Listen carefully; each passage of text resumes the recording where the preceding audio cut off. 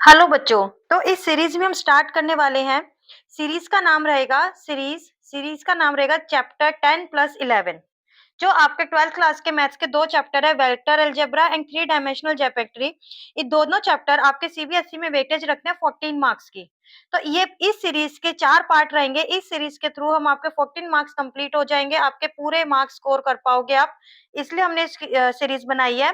तो आप इनके चारों पार्ट अच्छे से देखना, तो आपके 14 मार्क्स पक्के अच्छे से कवर हो जाएंगे।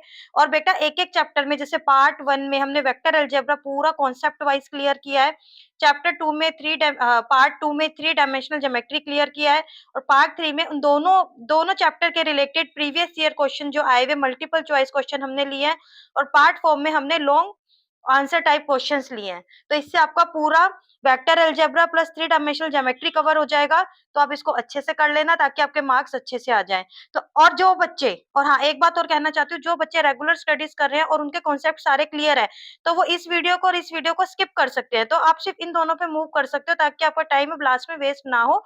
तो आप ये दोनों अच्छे से देख सकते हो। तो बच्चों आज की वीडियो में हम कवर करने वाले हैं वेक्टर अलजेब्रा चैप्टर नंबर 10। तो सबसे पहले क्वेश्चन आता है व्हाट इज अ वेक्टर। सबसे पहले हमें समझना होगा कि वेक्टर है क्या। अभी तक हमने जो एक पढ़ा है, एक लाइन है हमारे पास, इसका एक मैग्नीट्यूड होता है लाइक 4 सेंटीमीटर 5 सेंटीमीटर कुछ भी गिवन होगा। लेकिन अब वेक्टर में क्या होगा, आपके पास मैग्नीट्यूड तो होगा ही होगा, एज वेल एज डायरेक्शन भी आपके पास गिवन होगी। Okay, this is the vector. इसकी डायरेक्शन क्या है, अगर ये पॉइंट में ए ले लेती हूँ, इसका बी ले लेती हूँ, तो इसकी आपको डायरेक्शन गिवन है कि ये from A to B, this is the direction. ये इधर की डायरेक्शन में ट्रेवल कर रहा है, तो ये इसकी डायरेक्शन है ए टू बी। ओके, अब इसको हम कैसे करेंगे, एक ए टू बी, इसके ऊपर एक एरो आएगा जो कि इसकी डायरेक्शन रिप्रेजेंट करेगा ए टू बी। अगर हमारे पास वेक्टर है, अगर इसकी डायरेक्शन ये एज इट इज होता है ए बी, और इसकी डायरेक्शन इस साइड होती है, मतलब बी से बी टू ए होती है, तो हम इसका कैसे लिखते हैं, हाउ विल राइट दिस, कैसे रिप्रेजेंट करेंगे इसको, बी टू ए और एरो होगा बी की साइड। तो जो ये हमारा लिखने का ऑर्डर है, तो ये बहुत मैटर करता है, इसको ध्यान से लिखना है। ये हमारी डायरेक्शन रिप्रेजेंट करेगा। अभी तक हम क्या लिखते आए थे, अगर हमारे पास एक लाइन है 4 centimetre that is A B, तो इसके अंदर क्या था, A B is equals to B A. But in vectors A B is not equals to B A. ठीक है, इसके अंदर हमारी डायरेक्शन डिफर कर रही है। हो सकता है ये भी 4 सेंटीमीटर है, ये भी, मैग्नीट्यूड दोनों का सेम है, but direction is not same. तो ये वेक्टर्स के अंदर हमें ध्यान रखना होता है। और ये क्या होता है हमारे पास, A is the initial point, ये क्या है हमारे पास, initial point, and this is the terminal point. B is the terminal point, terminal जहां पर वो एंड हो रहा है, और इनिशियल जहां से वो स्टार्ट हो रहा है। तो ये हमारा इधर की साइड क्या आता है, इनिशियल पॉइंट, इधर आता है टर्मिनल पॉइंट, और इधर आप देख सकते हो यहाँ से स्टार्ट हो रहा है, that it moving in that direction. So this is our B is the initial point, B is the initial point and A is the terminal point here. Okay, अब इसके अंदर हमें मैग्नीट्यूड तो पता है, अब इसके अंदर डायरेक्शन, अभी हमने इसका रिप्रेजेंट बता दिया कि डायरेक्शन कैसे रिप्रेजेंट करते हैं, but how we will find the magnitude of the vector.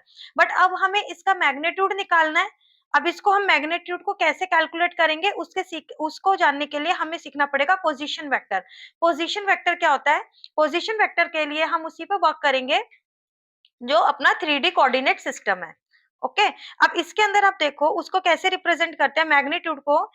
ये तो हमारी डायरेक्शन हो गई, डायरेक्शन को हम कैसे रिप्रेजेंट कर रहे हैं, direction is represented by A B is direction, and इसका मैग्नीट्यूड कैसे रिप्रेजेंट करेंगे, मैग्नीट्यूड विल बी, इसके आगे ये मोड के साइन आ जाएंगे, दैट इज द मैग्नीट्यूड।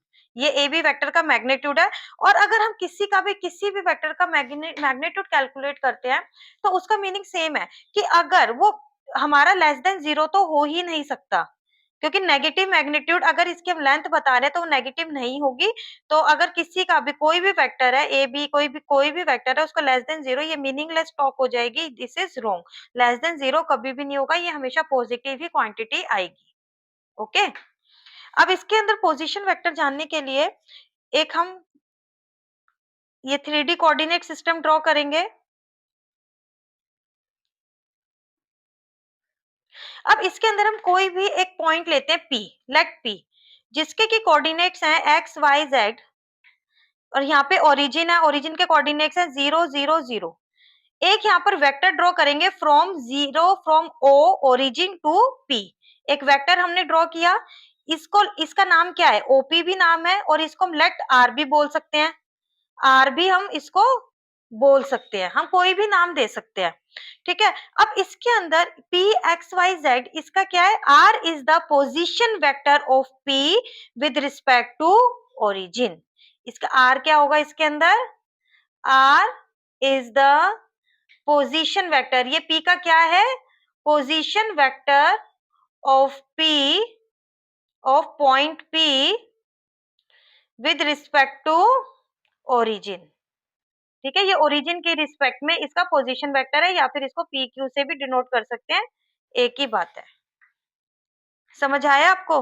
तो पोजीशन वेक्टर, अब इसके अंदर ये हमारे कोऑर्डिनेट्स हैं, पी पॉइंट के कोऑर्डिनेट्स हैं, तो इसके अंदर इसको कैसे कैलकुलेट करेंगे, अब इसकी लेंथ हमें फाइंड आउट करनी है, इसका मैग्नीट्यूड फाइंड आउट करना है, तो क्या रहेगा, पी का जो आर का मैग्नीट्यूड है वो इसको ऐसे रिप्रेजेंट करेंगे मोड लगाकर, तो ये क्या रहेगा, X square plus Y square plus Z square. Got the point, ये इसका मैग्नीट्यूड है। अभी जो ये वाला पॉइंट है जिसके यहाँ पर भी आपको ओरिजिन नहीं है, यहाँ पर भी ओरिजिन नहीं है, तो इसका हम आगे करेंगे, इसका मैग्नीट्यूड कैसे हम फाइंड आउट करते हैं, पहले हम वेक्टर फाइंड आउट करते हैं, फिर हम इसको आगे फाइंड आउट करते हैं, ठीक है।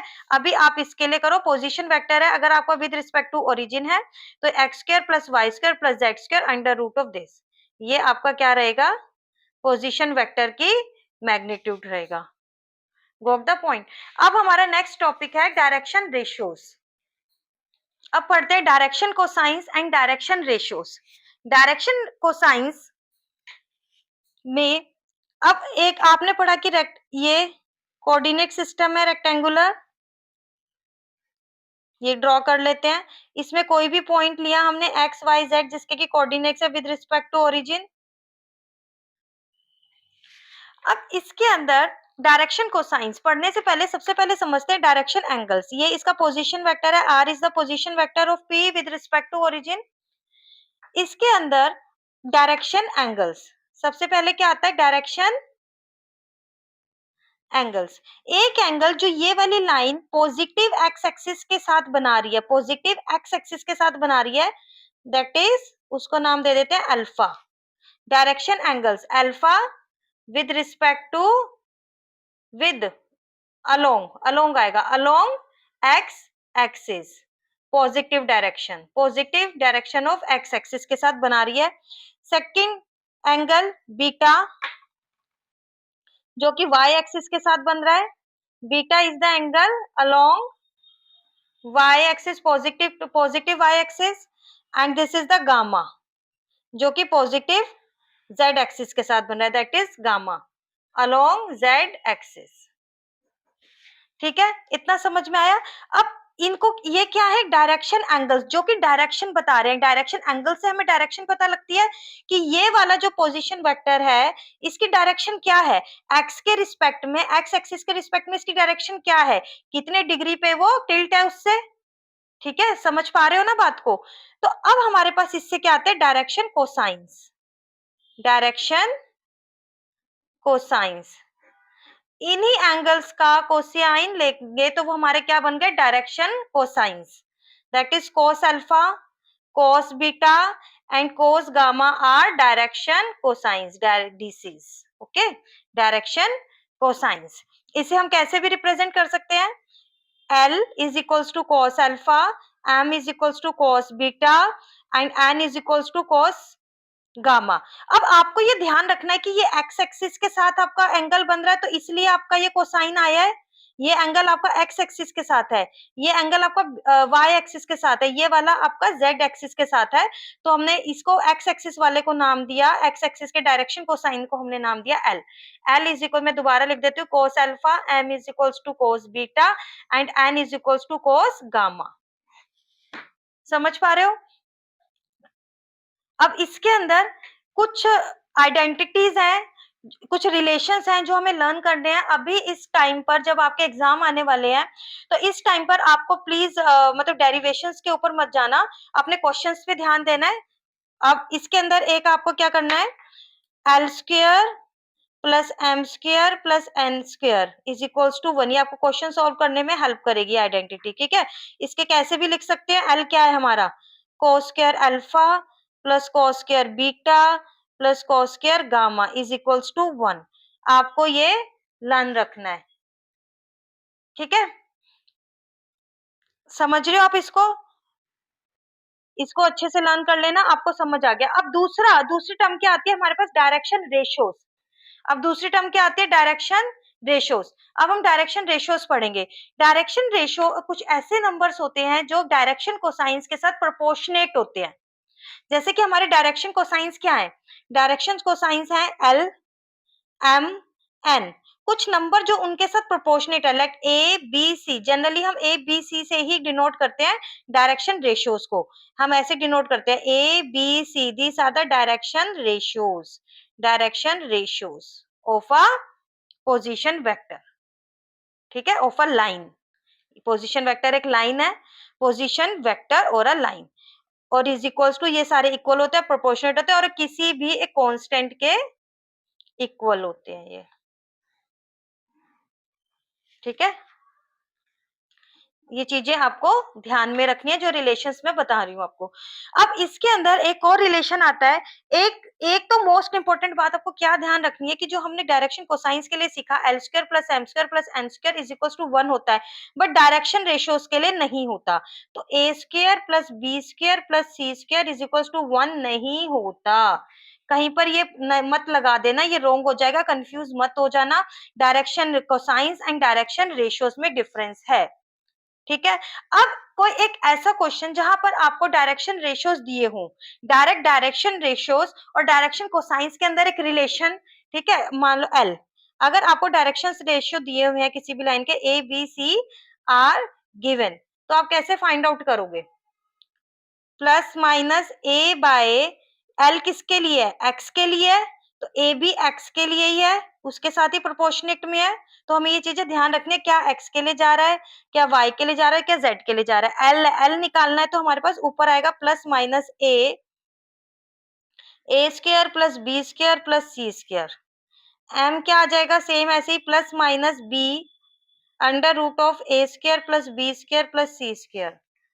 N is equals to C plus minus of C A square plus B square plus C square. देखो, आपको ऐसे ही फाइंड आउट करने हैं। अगर आपको किसी क्वेश्चन में दिया रहता है कि ये रेशियोज आपको गिवन है और आपको कोसाइंस फाइंड आउट करने हैं, तो आप इससे जाओगे। और इसके अंदर दो होता है, प्लस माइनस का साइन निकलता है आपका, ठीक है, दो निकलेंगे, एक प्लस भी होता है, नेगेटिव भी होता है। डायरेक्शन कोसाइंस दो होते हैं। जैसे कि एक तो आप, अगर हम इसको रिवर्स कर देते हैं, अगर हम इसको यहाँ पे कर दे कोस अल्फा की जगह कॉस पाई माइनस अल्फा, ठीक है, तो ये क्या आ जाएगा आपका? माइनस कॉस अल्फा आ जाएगा। तो आपके ये कॉस पाई माइनस बीटा, तो इसकी वैल्यू क्या आ जाएगी? Minus cos beta, cos pi minus gamma, minus cos gamma. तो ये आपके साइन चेंज कर देता है। तो इसके अंदर हमारे पास दो डायरेक्शंस को साइंस कितने होते हैं? दो टाइप के होते हैं, एक पॉजिटिव एक नेगेटिव, दोनों हमें लेने होते हैं। तो यहाँ पे प्लस माइनस हमने यहाँ पर साइंस लिखा हुआ है, ठीक है? ये अभी आप समझ लो। उसके बाद जब हम क्वेश्चन करेंगे तो आपको ज्यादा क्लियर हो जाएगा, अच्छे से क्लियर हो जाएगा आपको। लेकिन अभी जो बात मैं समझा रही हूँ उसको बहुत अच्छे से समझो, मतलब बिल्कुल भी मिस मत करना, एक पॉइंट भी मिस मत कर देना, बिकॉज मैं बिल्कुल पॉइंट टू पॉइंट ही आपको समझा रही हूँ चीजें। अब इसके बाद आपका आ जाता है types of vectors. Types of vector में first of all zero vector. Zero vector क्या हुआ? उसके नाम से ही पता चल रहा है, जिसका मैग्नीट्यूड जीरो होगा। जैसे कि कोई वेक्टर है पॉइंट वेक्टर, क्या बोल सकते हो आप इसको? Point vector. अब ए वेक्टर है ये, तो ए टू ए तो जीरो, वो आगे तो चला ही नहीं, तो ये क्या बना? ए टू ए। ऐसे बी टू बी, जो भी सेम वेक्टर्स है सारे क्या है? Zero vectors. यूनिट वेक्टर, अब नाम से पता चल रहा है यूनिट मींस वन, जिसका मैग्नीट्यूड वन होगा, दैट इज यूनिट वेक्टर। और यूनिट वेक्टर को, जैसे कि कोई भी वेक्टर है ये, इसका मैग्नीट्यूड कितना है? वन है। और इसको कैसे रिप्रेजेंट करते हैं? जैसे कि कोई वेक्टर है ए है, ये ए वेक्टर चल रहा है हमारा, यहां से यहां तक कोई ए वेक्टर चल रहा है, इसका हमने यूनिट ले लिया, तो इसको कैसे रिप्रेजेंट करते हैं इतने पार्ट को? ये इसके ऊपर ऐसे कैप आती है, this is called unit vector. Got the point. और इसका मैग्नीट्यूड हमेशा क्या होता है, 1 होता है, तभी इसको यूनिट वेक्टर बोलते हैं। कि अगर हमने इस पार्ट का कोई भी एक छोटा सा लाइन सेगमेंट लिया है और जिसका की मैग्नीट्यूड 1 है, तो that is called unit vector.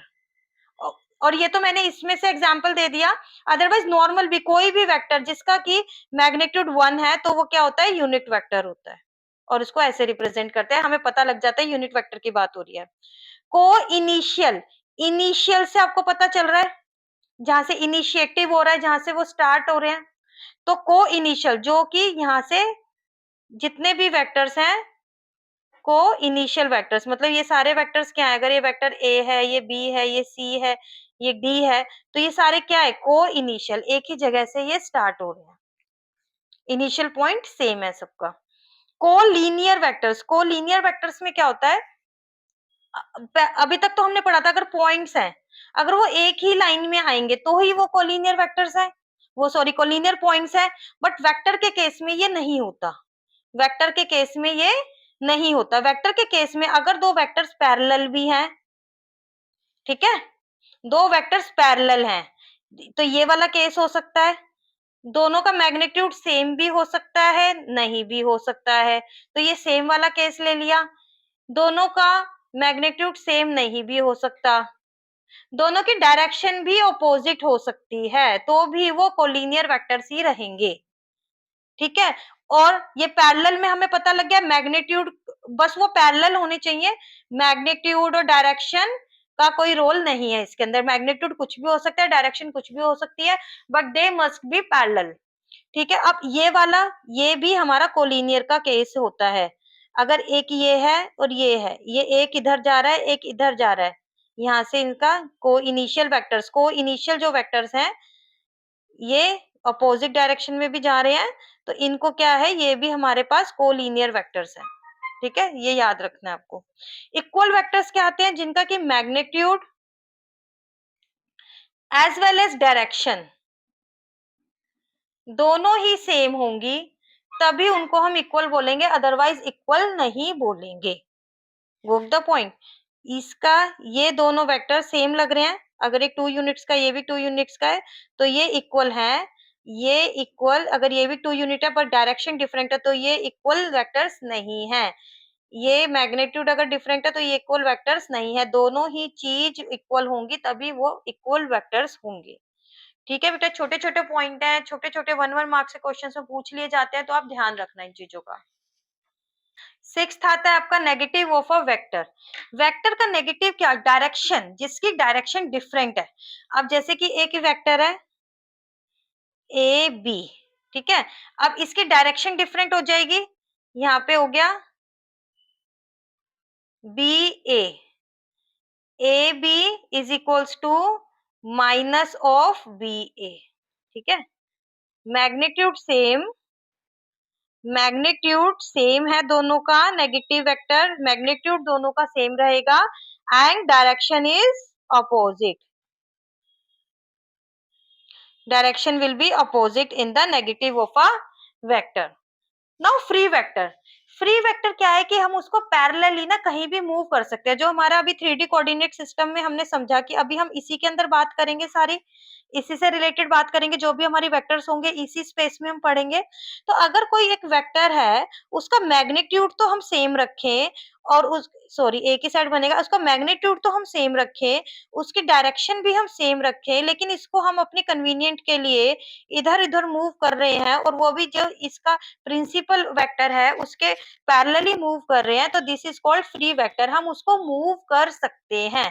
एक वेक्टर होते हैं कि वो इस पॉइंट से पास हो रहे हैं और इस लाइन के पैरेलल है, क्या हम इसको मूव कर सकते हैं, वो इस पॉइंट से, अगर हम इसको यहाँ पे कर देंगे तो क्या इस पॉइंट से मूव होगा, वो नहीं होगा, तो ये फ्री वेक्टर नहीं है, इनको बोलते हैं लोकलाइज्ड वेक्टर, इन टाइप को क्या बोलते हैं, लोकलाइज्ड वेक्टर्स बोलते हैं।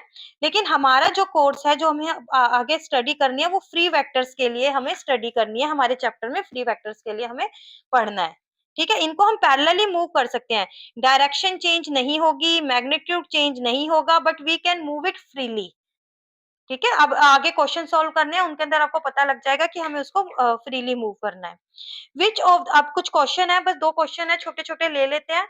Which of the vectors are, इसमें अब देखो कोलीनियर वेक्टर, कोलीनियर वेक्टर में मैंने क्या बताया था, ऐसे वेक्टर्स, देखो ऐसे वेक्टर्स जो कि पैरेलल होंगे, उनका मैग्नीट्यूड डिपेंड नहीं करता और उनका डायरेक्शन भी डिपेंड नहीं करती, बट वो पैरेलल होने चाहिए।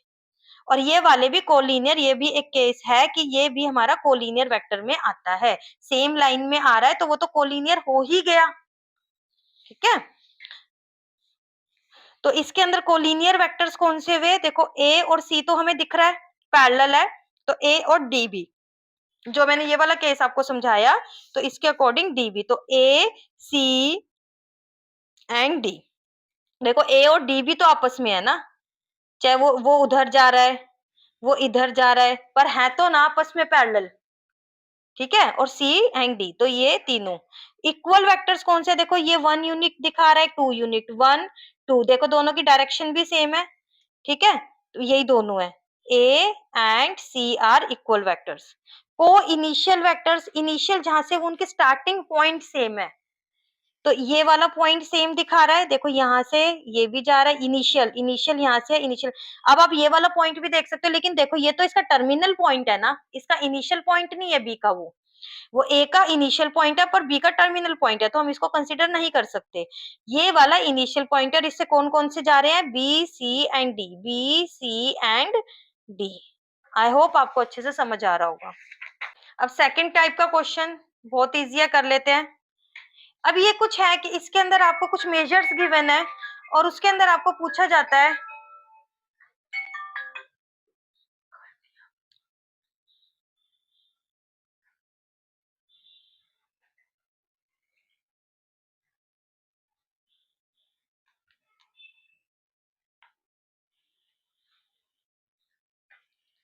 इसके अंदर आपको कुछ मेजर्स गिवन है और आपको पूछा जाता है कि ये स्केलर्स है या वेक्टर है। 10 केजी, जल्दी से रिवाइज कर लेते हैं, साइंस स्टूडेंट्स के लिए तो बहुत इजी रहेगा पर कॉमर्स स्टूडेंट के लिए थोड़ा सा रिवाइज कर लेते हैं। ये क्या है, हमारे पास मास है, mass is the scalar quantity, इसके अंदर हमें कोई डायरेक्शन गिवन नहीं है। ये क्या है, हमें डायरेक्शन दी है 2 metre north west, this is the direction given, this is the directed distance, this is the directed distance, distance दिया हुआ है लेकिन डायरेक्शन के साथ, तो this is the vector quantity, direction given है means vector. 40 degree is the degree measure, just a degree measure, this is a scalar quantity. 40 watt, this is the power, only magnitude, this is the watt is the SI unit of power, this is only magnitude, that is scalar, just a magnitude. Coulomb, this is the electric charge, SI unit of the electric charge, बेटा ये commerce वाले बच्चों अच्छे से ध्यान इसको learn कर लेना, इलेक्ट्रिक चार्ज, तो ये क्या है हमारा scalar, this is just a quantity, ठीक है, just a magnitude. Newton is the SI unit of the force, Newton is the XI unit of the force and this is the force is the vector quantity, this is the vector. Kilometre per hour, this is the speed, this is the speed, this is the scalar, not a direction given to you.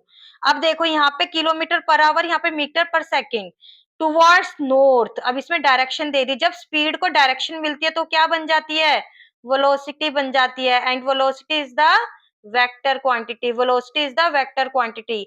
5 seconds is the time, time is the scalar quantity, not a direction. This is volume, ये किसकी है SI unit, volume की, this is also a scalar. This is gram per centimetre cube, density, कोई direction नहीं होती, scalar, this is the scalar, ये अच्छे से लर्न कर लेना। देखो अगेन यही वाला क्वेश्चन आ गया, 20 मीटर पर सेकेंड टुवर्ड्स नॉर्थ, तो ये क्या है हमारी velocity, velocity is the vector quantity. Time period, again time period scalar, work done is scalar, distance is scalar, distance यहाँ से यहाँ जाना है, यहाँ से इसके बीच में, इसके बीच में इतना डिस्टेंस है। फोर्स इज वेक्टर क्वांटिटी, पढ़ा था ना फोर्स, यहाँ पे न्यूटन वाला force. Velocity, velocity again again आ रहा है, वेलोसिटी बार बार आ रहा है, तो ये हो गया वेक्टर, वेलोसिटी इज वेक्टर, बस आपको स्केलर और वेक्टर के लिए आएगा, इससे ज्यादा कुछ नहीं आएगा। अब ये डिस्टेंस हमने किया स्केलर पर, एक होता है डिस्प्लेसमेंट, एक वर्ड होता है डिस्प्लेसमेंट, डिस्प्लेसमेंट में बताया जाता है यहाँ से यहाँ जाना है, फिर यहाँ से यहाँ जाना है, यहाँ से इतना किलोमीटर यहाँ जाना है। तो ये क्या होती है हमारे पास वेक्टर क्वांटिटी, ये ध्यान रख लेना। डिस्प्लेसमेंट बस डिस्टेंस क्या होता है, बस उन दोनों के बीच का डिस्टेंस बता दिया कि मेरे स्कूल से घर का डिस्टेंस इतना है। बट डिस्प्लेसमेंट में क्या होता है, जब मैं घर से स्कूल गया तो इतना था, फिर स्कूल से मैं हॉस्पिटल गया तो इतना था, हॉस्पिटल से फिर मैं ट्यूशन गया तो इतना था। समझ रहे हो? तो ये क्या होता है आपका displacement is the vector quantity. ये चार्ट है, ये अच्छे से कर लेना, इससे अलग कोई क्वेश्चन नहीं आएगा इसमें। ठीक है, तो अभी तक तो हमने समझा कि वेक्टर क्वांटिटीज होती क्या है, वो स्केलर से डिफरेंट कैसे हैं, जिनमें कि वेक्टर में मैग्नीट्यूड और डायरेक्शन दोनों होते हैं। ठीक है, अब आता है कंपोनेंट्स ऑफ द वेक्टर। अब वेक्टर्स को सॉल्व करना, उन पे ऑपरेशन आगे हम उन पे पढ़ेंगे वेक्टर्स के बारे में कंप्लीट कोर्स। अब इसके अंदर वेक्टर्स वेक्टर्स का जो कंपोनेंट फॉर्म में जब वेक्टर गिवन होता है तो वो किस फॉर्म में होता है। बेसिकली मान लो कि एक वेक्टर है p, इसका कंपोनेंट फॉर्म में कैसे गिवन होगा, एक्स आई कैप प्लस वाई जे कैप प्लस जेड के कैप। इसके अंदर ये क्या है, इसकी स्केलर क्वांटिटीज है। एक्स वाई जेड क्या है, स्केलर क्वांटिटीज है। ठीक है, और ये अगर ये पूरा मिलके क्या बनता है, वेक्टर क्वांटिटी, वेक्टर क्वांटिटी। और ये आई जे के यूनिट वेक्टर्स हैं। आई जे के क्या है, अभी मैं आपको एक्सप्लेनेशन से बताऊंगी। आई जे के क्या है, यूनिट वेक्टर्स हैं, unit vectors in the direction of ox, in the direction of oy, in the direction of oz axis। ठीक है, अब डिस्कस कर लेते हैं ये कौन से यूनिट वेक्टर्स हैं। अब यहाँ पर हम OP लिख देते हैं। ठीक है, अब इसके अंदर एक कोऑर्डिनेट सिस्टम हमने लिया, ये बेसिक हम पहले समझ भी चुके हैं, अब हम इनको कंपोनेंट फॉर्म में समझेंगे। इसके अंदर एक कोई पॉइंट P है, स्पेस के अंदर है, उसके के कोऑर्डिनेट्स हैं x y z। ठीक है, बेसिकली ये आपको ये दिख रहा है, इसके अंदर आपको ये दिख रहा है, ये वाई जेड, ये वाई जेड प्लेन के अंदर नहीं है। इसकी एग्जैक्ट अगर हम लोकेशन बताएं, अगर यहां से ये जेड डिस्टेंस है, वाई एक्स, बेसिकली ये यहाँ कहीं है। जो एक्चुअल पोजीशन है ओपी की वो क्या है, ये पोजीशन है पी पॉइंट की हमारी। ठीक है, ये तो हम सिर्फ बना देते हैं ऐसे। एक्चुअली जो हमारा 3D कोऑर्डिनेट सिस्टम है, आपने 11th क्लास में भी पढ़ा होगा। एक्चुअली जो पोजीशन है वाई की, पी पॉइंट, वो यहाँ पर है जहाँ पे एक्स वाई जेड तीनों कोऑर्डिनेट्स आ रहे हैं। ठीक है, अब इसके अंदर आप देखो, अगर हम एक ऐसा पॉइंट ले लेते हैं, यहाँ पे मैं इसको मार्किंग कर लेती हूँ ए बी सी। ये अगर पॉइंट है हमारा 1 0 0, क्योंकि ये एक्स एक्सिस है, एक्स एक्सिस पर वाई और जेड 0 होंगे, और इसका मैंने लिया है 1। ए का कोऑर्डिनेट क्या लिया, 1।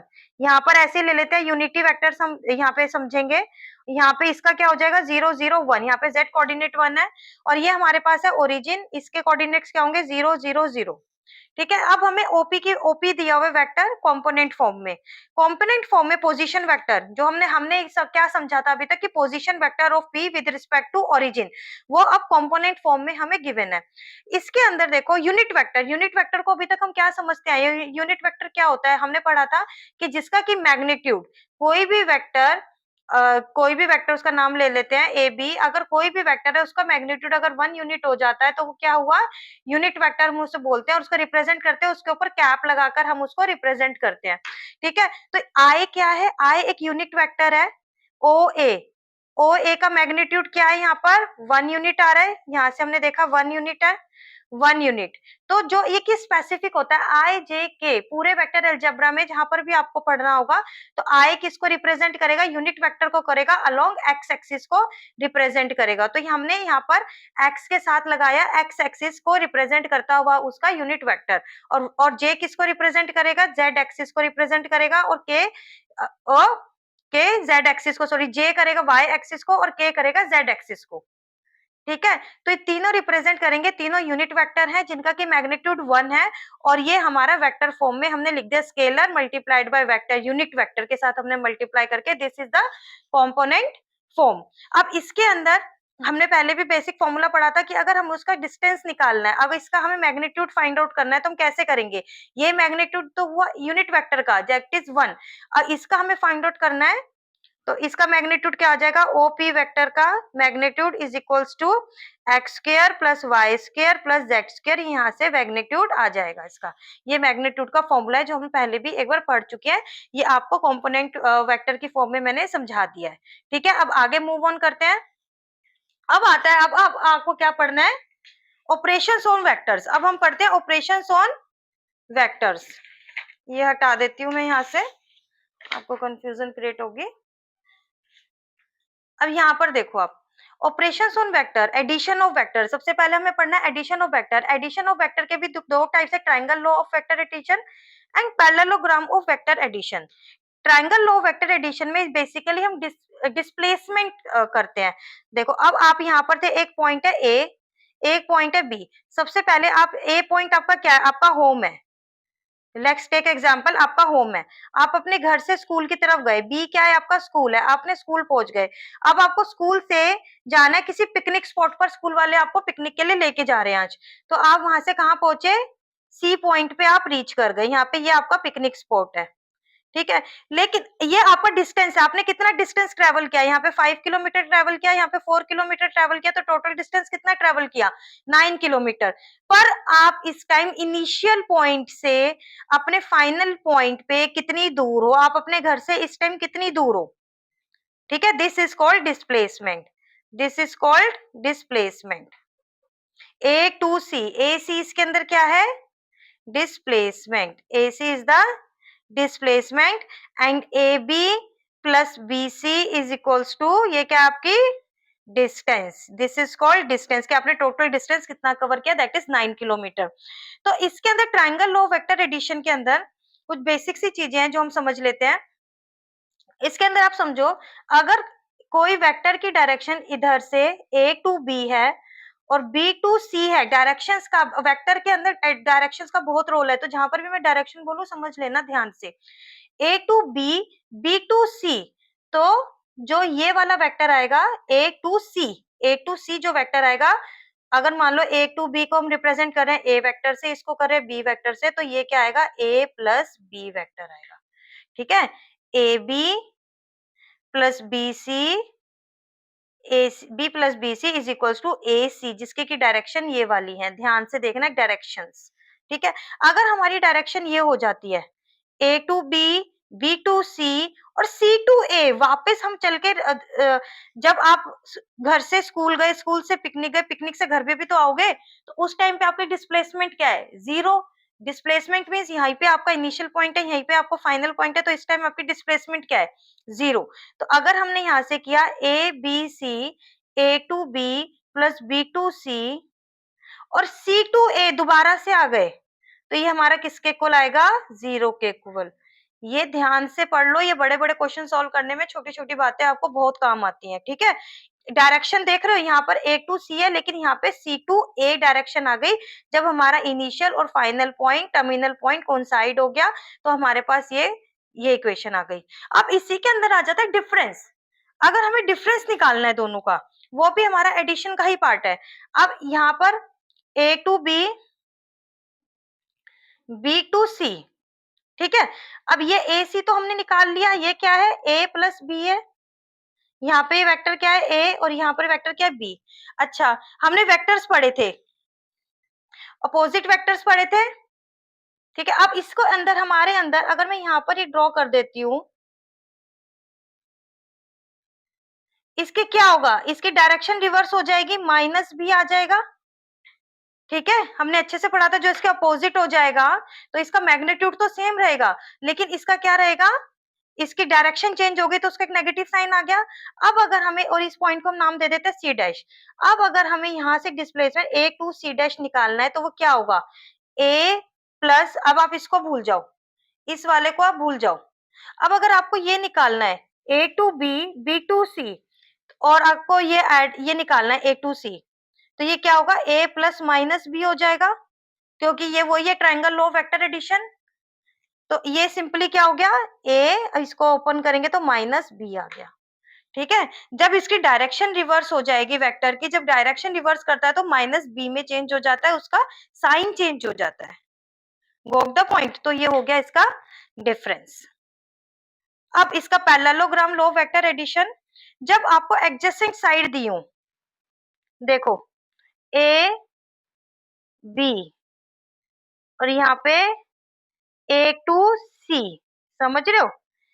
पैरेललोग्राम की एडजेसेंट साइड है और ये यहाँ पे इसका क्या है, को इनिशियल वेक्टर्स हैं, दो को इनिशियल वेक्टर है। यहाँ पे को इनिशियल वेक्टर्स नहीं थे, यहाँ से का ये इसका इनिशियल पॉइंट है, टर्मिनल पॉइंट, और बी सी का ये इनिशियल पॉइंट है, ये टर्मिनल पॉइंट है, तो को इनिशियल वेक्टर्स नहीं थे। यहाँ पे एडजेसेंट साइड है और दो को इनिशियल वेक्टर्स हैं, तब हमारा पैरेललोग्राम यूज होगा। तो इसके अंदर जो इसका डायगोनल है, पैरेललोग्राम का जो डायगोनल होगा वो क्या रिप्रेजेंट करेगा, उसका एडिशन। अगर ये वेक्टर ए है, अगर ये वेक्टर बी है, तो ये इसका क्या रिप्रेजेंट करेगा, उसका जो डायगोनल होगा तो ये होगा ए प्लस बी। ठीक है, इससे रिलेटेड आपको क्वेश्चंस आ सकते हैं, तो आपको ध्यान रखना है। आपको पैरेललोग्राम पे बेस क्वेश्चन आ सकते हैं, तो आपको ये करना है जो उसका डायगोनल है वो रिप्रेजेंट करेगा ए टू बी। बट यहाँ पे कंडीशन क्या है, ये को इनिशियल एडजेसेंट साइड होना चाहिए और को इनिशियल। अगर ये वाला ऐसे बन जाता है, देखो ये यहाँ से आ रहा है, ये यहाँ तक जा रहा है, तो या तो ये तो आपका क्या हो गया, triangle law of vector addition हो गया। और वैसे भी आप इसके अंदर भी ध्यान से देखो, अब इसको भी हम वेक्टर एडिशन से कोरिलेट कर सकते हैं, इससे ज्यादा कंफ्यूज होने वाली बात नहीं है। अगर आप इतना ये देखो, देखो A to B, B to D, अगर हमने इसको पैरेलल ड्रॉ कर लिया तो A to B, B to D, तो ये बी ही हुआ, पैरेललोग्राम है। तो ये आपका ए टू डी क्या हुआ, ए प्लस बी। तो ये आपका वेक्टर, हम इसको ट्रायंगल लॉ वेक्टर एडिशन से भी कंपेयर कर सकते हैं। गॉट द पॉइंट, समझ आ रहा है? इसके अंदर अगर आपको कोई भी प्रॉब्लम हो ना बच्चा, तो आप कमेंट बॉक्स सेक्शन में कमेंट कर देना, मैम इस पॉइंट पे ये चीज हमें समझ नहीं आई थी, तो मैं उसके लिए अलग से एक वीडियो बना दूंगी। अब इसके अंदर आप देखो कि ए टू बी, बी टू सी, समझ आ गया? अब देख लेते हैं, प्रॉपर्टीज पढ़ लेते हैं कुछ वेक्टर एडिशन की।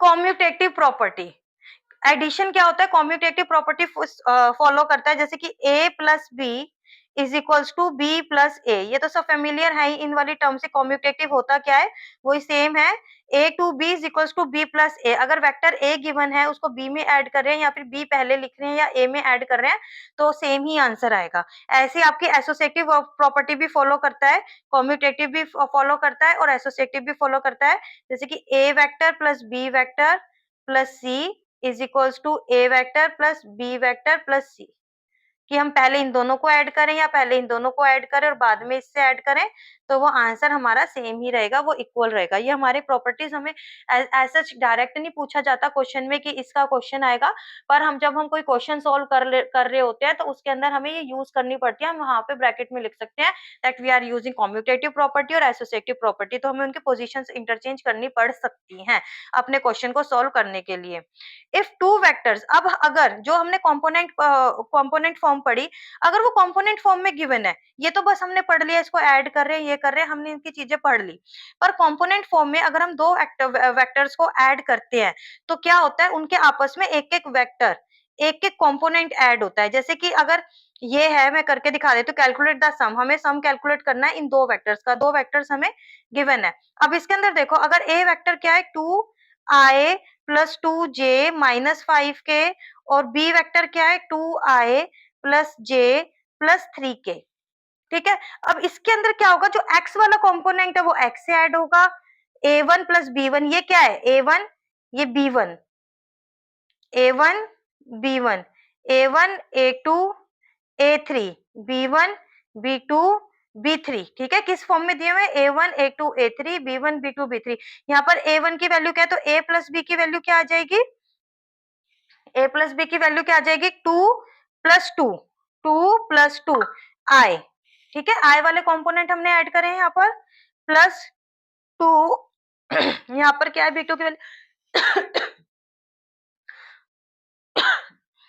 सॉरी, यहाँ पर क्या है, b2 की वैल्यू 1, तो यहाँ पर आ जाएगा j प्लस -5 प्लस 3k। ठीक है, तो x वाले x से, y वाले y से, z वाले z से वही कंपोनेंट ऐड होंगे, तो that will be equal to 4i plus 3j minus 2k। a plus b की वैल्यू क्या आ गई, ये आ गई। अब यहाँ पर अगर सम की जगह डिफरेंस लिखा हो, अगर एक क्वेश्चन चेंज हो, सम ना लिखकर यहाँ पर मान लो डिफरेंस लिखा है, डिफरेंस कैलकुलेट करना है तो आप क्या करोगे, सेम ऐसे ही चलेगा, a माइनस बी करना है मान लो आपको, तो a क्या है 2y plus 2j minus 5k, minus करेंगे अब इसको 2y plus j plus 3k, और वही सेम होगा i वाले i के साथ, j वाले j के साथ और k वाले k के साथ। इसका क्या आ जाएगा 2 minus 2 i plus 2 minus 1 j plus minus 5 minus 3, 3 का साइन चेंज हो जाएगा, जब ब्रैकेट को ओपन करेंगे उसको माइनस करेंगे k, that will be equal to 0, i तो रहेगा ही नहीं, 0 इंटू आई लिख देते हैं, वैसे रहेगा नहीं, plus j minus 8 of k, तो this will be equal to j minus 8k, that will be your answer, अगर इसका हमें सब्ट्रैक्शन करना है तो। ठीक है, अब नेक्स्ट टॉपिक देख लेते हैं। नेक्स्ट टॉपिक आएगा multiplication of a vector by a scalar, multiplication of a vector by a scalar. एक वेक्टर गिवन है, स्केलर मींस किसी भी नंबर के साथ जब हम उसको मल्टीप्लाई करें तो that is called multiplication of a vector by a scalar.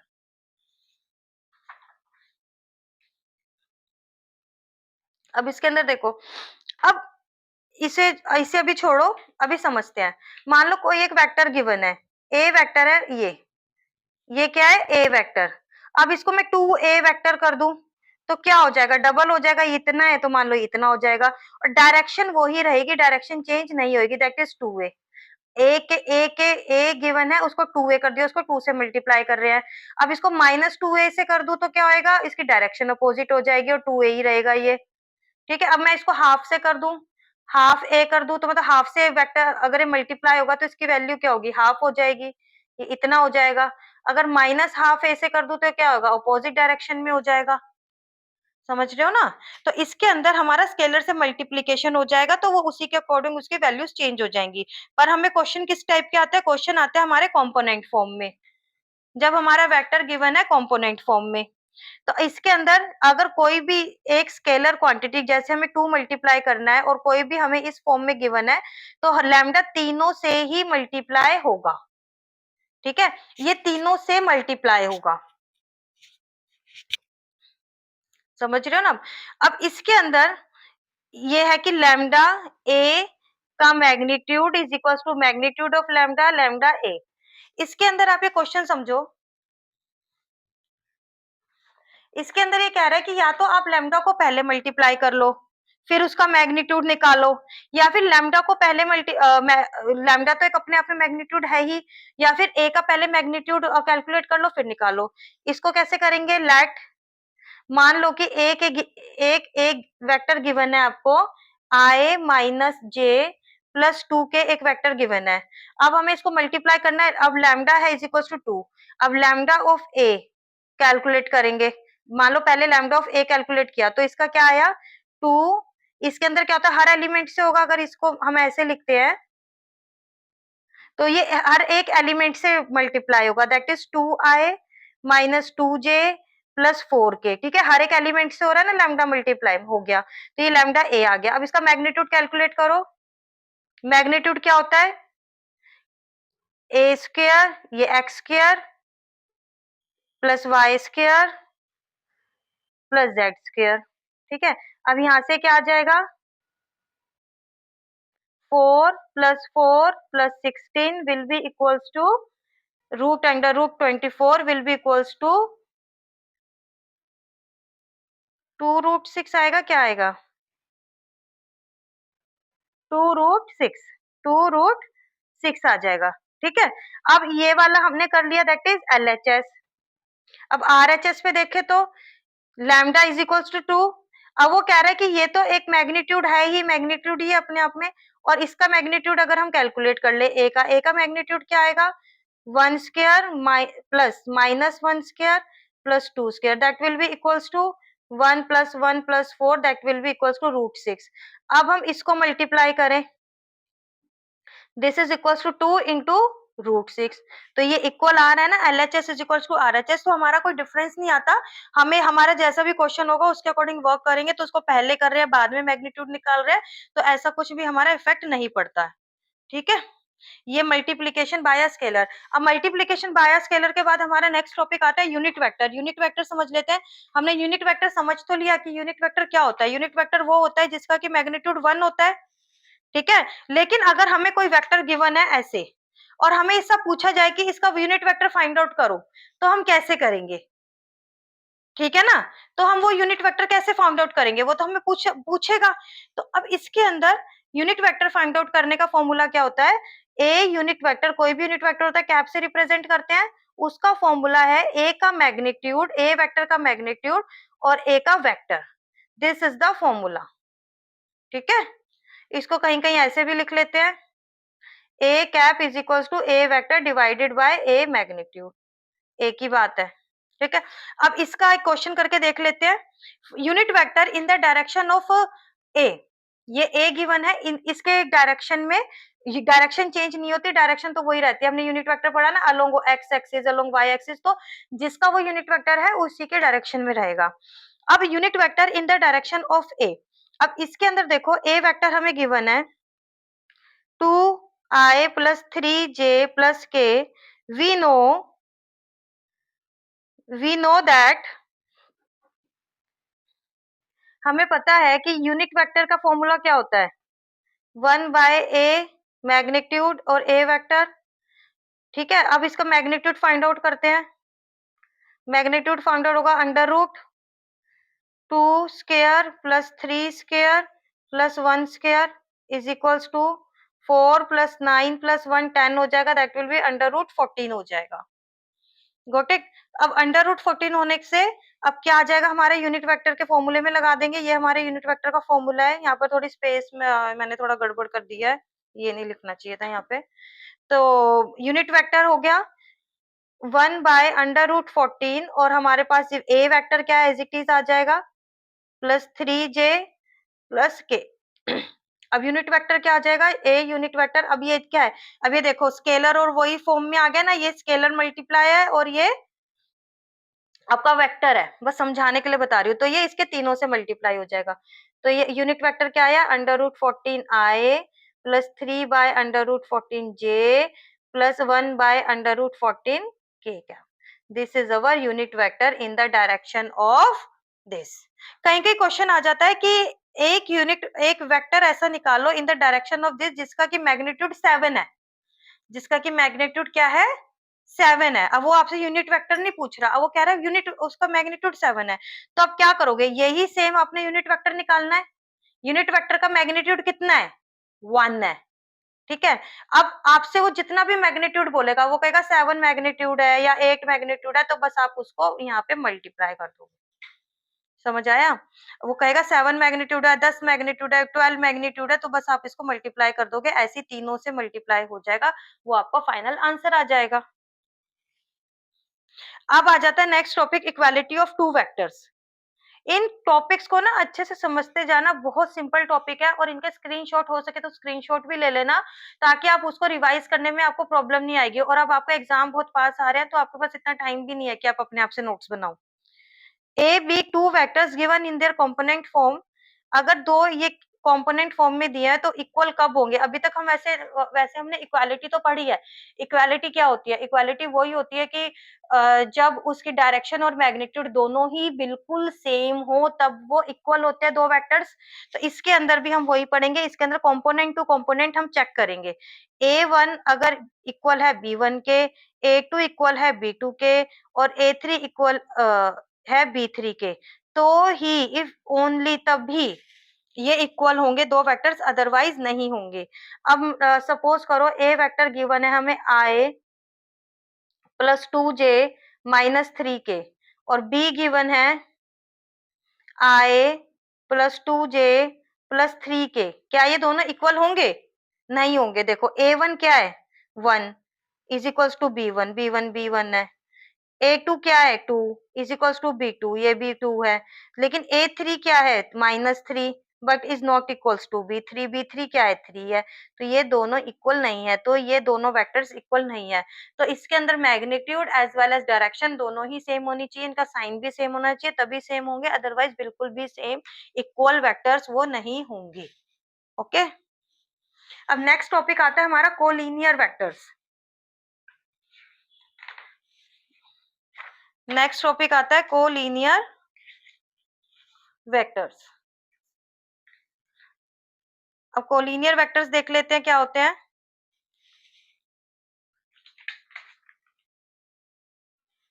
Collinear vectors, collinear vector हमने पढ़ा था वो वेक्टर जो कि एक दूसरे के पैरेलल होते हैं, ठीक है, पैरेलल हो, चाहे उनकी डायरेक्शन सेम हो ना हो, उनका मैग्नीट्यूड सेम, चाहे उनका मैग्नीट्यूड सेम हो ना हो, लेकिन वो दोनों पैरेलल हो। जब कोई चीज दो वेक्टर पैरेलल होते हैं तो उसमें कुछ कॉमन रहता है। अगर हमारे पास दो वेक्टर गिवन है इस फॉर्म में, अगर ए गिवन है a1i plus a2j plus a3k और बी गिवन है, b vector is given b1i plus b2j plus b3k, अगर इस फॉर्म में हमारे पास दो वेक्टर गिवन है तो वो कब कॉमन, कब एक दूसरे के कोलिनियर हम उसको बोलेंगे, अगर b1, अगर b is equals to lambda a है तभी, ठीक है, this is the condition for collinearity. जब अगर इसमें से कुछ कॉमन है, समझ रहे हो। अब इसके अंदर देख लेते हैं कैसे कॉमन है। अब जैसे कि मान लो b1i plus b2j plus b3k is equals to, अगर लैम्डा है a1i plus a2j plus a3k, अगर हम इसमें से यही सेम चीज मैंने लिखी है, इसको कंपोनेंट फॉर्म में लिख दिया। अगर इसके अंदर मान लो हम कुछ मल्टी, इसमें से कुछ कॉमन ले पाए या फिर ए के अंदर कुछ मल्टीप्लाई करके वो इक्वल आ जाता है हमारा, तो इस कंडीशन को आप समझ लो, मैं भी एग्जांपल के थ्रू उसको क्लियर करवा देती हूँ आपको, ठीक है, ये समझ लो। अब इसके अंदर एक ये टर्म, दूसरी क्या है, अगर इसी से निकल के आई, अगर b1 divided by a1 is equals to b2 divided by a2 is equals to, ये क्या है, प्रोपोर्शनेट है, इनकी जो सारी टर्म्स हैं क्या है, प्रोपोर्शनेट है सम कांस्टेंट के, अगर ये इक्वल आ जाते हैं, ये प्रोपोर्शनेट टर्म्स हैं इनकी। अब क्वेश्चन से देख लेते हैं, ये वाला जो है कोलिनियरिटी आपको क्वेश्चन से ज्यादा क्लियर हो जाएगा। इसके अंदर देखो, क्वेश्चन के अंदर show that the vectors this and this are collinear, ठीक है, यहाँ पे क्या गिवन है, a is this and b this, हम इसको लेट कर लेते हैं, लेट इसकी नेमिंग नहीं दी हुई, नेमिंग कर लेते हैं, a is equals to 2i minus 3j plus 4k and b is equals to minus 4i plus 6j minus 8k, ठीक है। अब यहाँ पे हमें भी कुछ समझ आ रहा है इसके अंदर, तो हम इसके अंदर क्या करते हैं, बी वाला हम लेते हैं, b को हम लिखेंगे minus 4i plus 6j minus 8k। अब यहाँ पर देखो कि आपको कुछ कॉमन आ रहा है इसके अंदर से, -2 हमें कॉमन दिखाई दे रहा है, -2 अगर हम कॉमन लेंगे तो अंदर क्या बचेगा, इसके अंदर 2i minus 3j plus 4k, ठीक है। अब ये किसके इक्वल है, ये दिख रहा है टू ए के इक्वल है, that is equals to a, that will be equals to -2a, तो यहाँ से क्या आ गया, b is equals to 2a आ गया, where lambda is equals to -2, collinearity की ये है collinearity condition, b is equals to lambda a। अब इसके अंदर also we can see that, also we can see that b1 by a1 is equals to b2 by a2 is equals to b3 by a3 are proportionate। यहां से देखेंगे b1 का है, that is -4, a1 is 2 is equals to 6 divided by minus of 3 minus of 8 divided by 4, किसके equal आ रहे, देखो इसको divide करेंगे सब किसके इक्वल है, -2 -2 -2 -2, दैट इज लैम्डा, ठीक है। So we can say that both the vectors are collinear. So we can say that vector A is equals to this and B is equals to this are collinear vectors, ठीक है। अब आ जाता है direction cosines and direction ratios. Next topic हमारा क्या आ जाता है, direction cosines and direction ratios. इसका इंट्रोडक्शन मैं आपको पहले भी दे चुकी हूँ, पर इसको अब देखते हैं। Direction cosines and direction ratio. अब आप इसको ना थोड़ा ध्यान से समझना इस टॉपिक को, क्योंकि हर जगह आप जो भी बड़े-बड़े क्वेश्चन सॉल्व करोगे, कुछ भी करोगे, आपको 1 मिनट में ये इसके डायरेक्शन रेशियोज होते हैं, ये इसके डायरेक्शन कोसाइन होते हैं। मोस्टली मैंने देखा है कि बच्चे कहाँ कंफ्यूज होते हैं, यार ये डायरेक्शन कोसाइंस कैसे लिख दिए, यार ये इसका डायरेक्शन रेशियो कैसे बन गया, ये ऐसे कैसे, ये वैसे कैसे। मतलब बच्चों का मेनली मैंने फोकस देखा है जो कंफ्यूज होने का, वो यहीं पर रहता है डायरेक्शन रेशियोज में और डायरेक्शन कोसाइंस में। तो आप प्लीज इसको बहुत ध्यान से देख लेना। अब हम जब इंट्रोडक्शन दिया था तो मैंने आपको समझा दिया था कि एक कोऑर्डिनेट सिस्टम होता है, इसके अंदर एक एक लाइन है, अगर ये पी पॉइंट है एक्स वाई जेड का, तो इसके अगर डायरेक्शन कोसाइंस हमें निकालने हैं तो वो क्या होंगे, डायरेक्शंस कोसाइंस होंगे जो एक्स एक्सिस के साथ एंगल बना रहा है पॉजिटिव के साथ, दैट इज अल्फा। तो कॉस अल्फा होगा एक्स एक्सिस के साथ, जो इसको हम बोलेंगे एल। और अगर ये इसके साथ बना रहा है बीटा, तो कोस बीटा होगा, दैट इसको बोलेंगे एम।